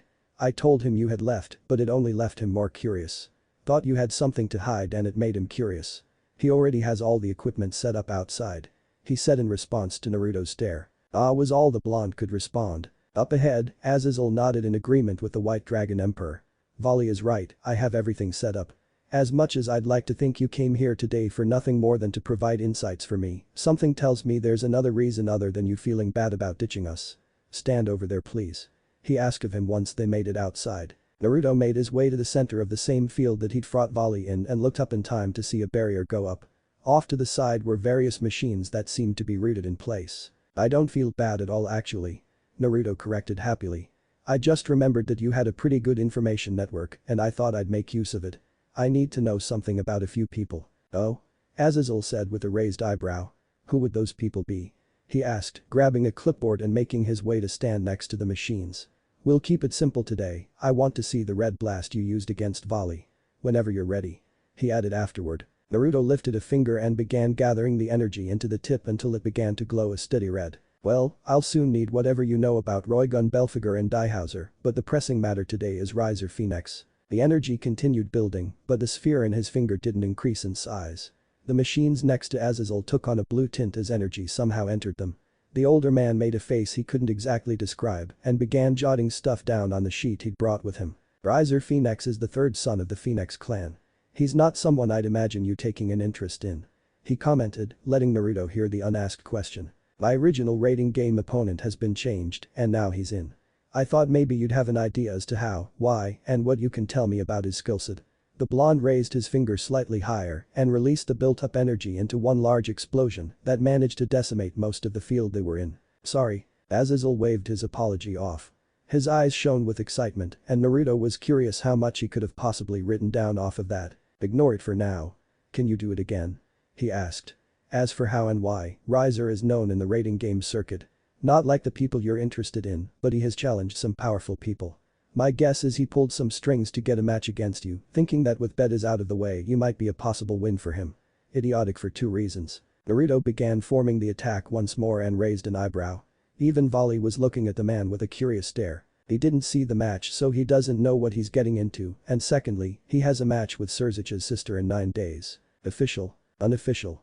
They've decided to settle their issues on their impending arranged marriage in the form of a rating game. This has Lucifer's fingerprints all over it.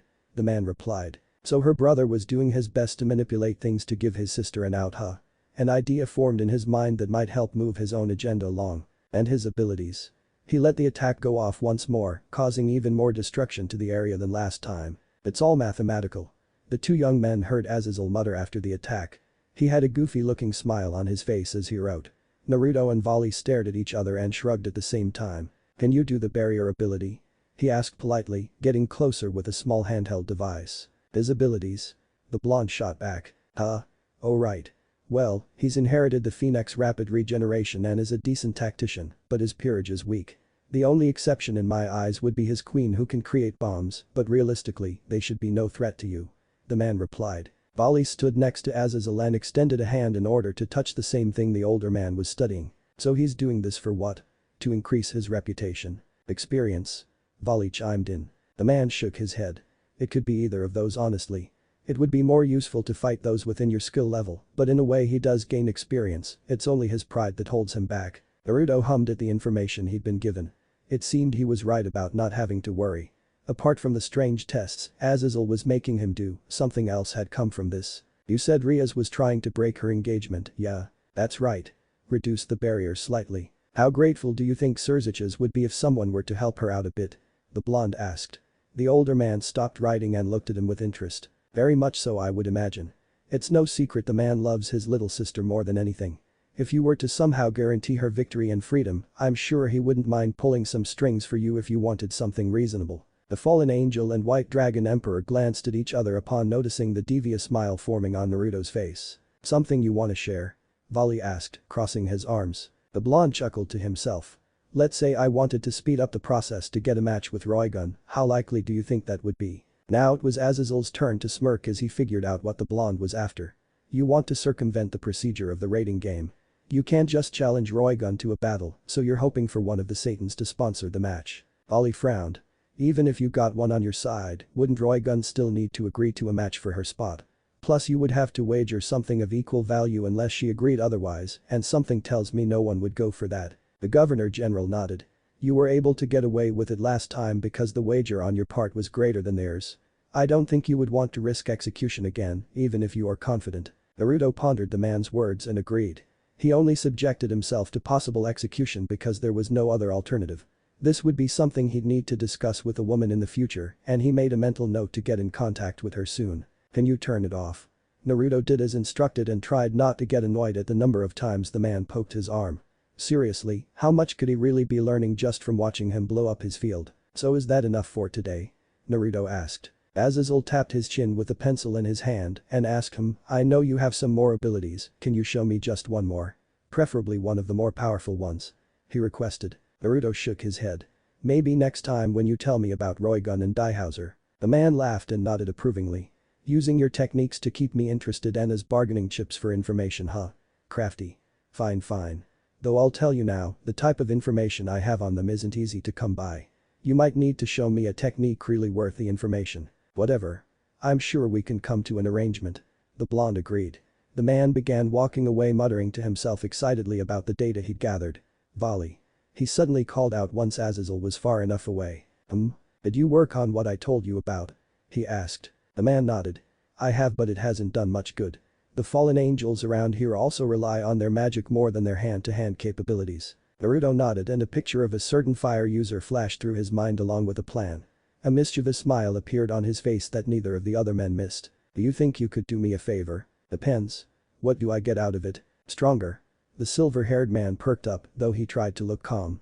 The battle freaks were usually the easiest to convince to do something. Now it was Baale's turn to smirk. I'm listening. I need you to get 2 very specific things for me and deliver them to me in 8 days. In exchange, I'll have one of my stronger members help you out and I'll even give you a rematch whenever you're up for it. The promise of another battle as well as getting the chance to improve on an area clearly reeled him in. He could almost hear the gears turning in his head and unsurprisingly, he accepted. It's unfortunate I met you when I already had a full set. I would have easily offered you a spot with us. He admitted. So what is it you need me to get? Naruto leaned in and began telling him what he would need and why. Having done that, he made his way back to his place and began thinking about his impending battle with Riser. The young phoenix didn't know it, but he would be helping him speed up his plans. For that, he would go just a tad bit easier on him.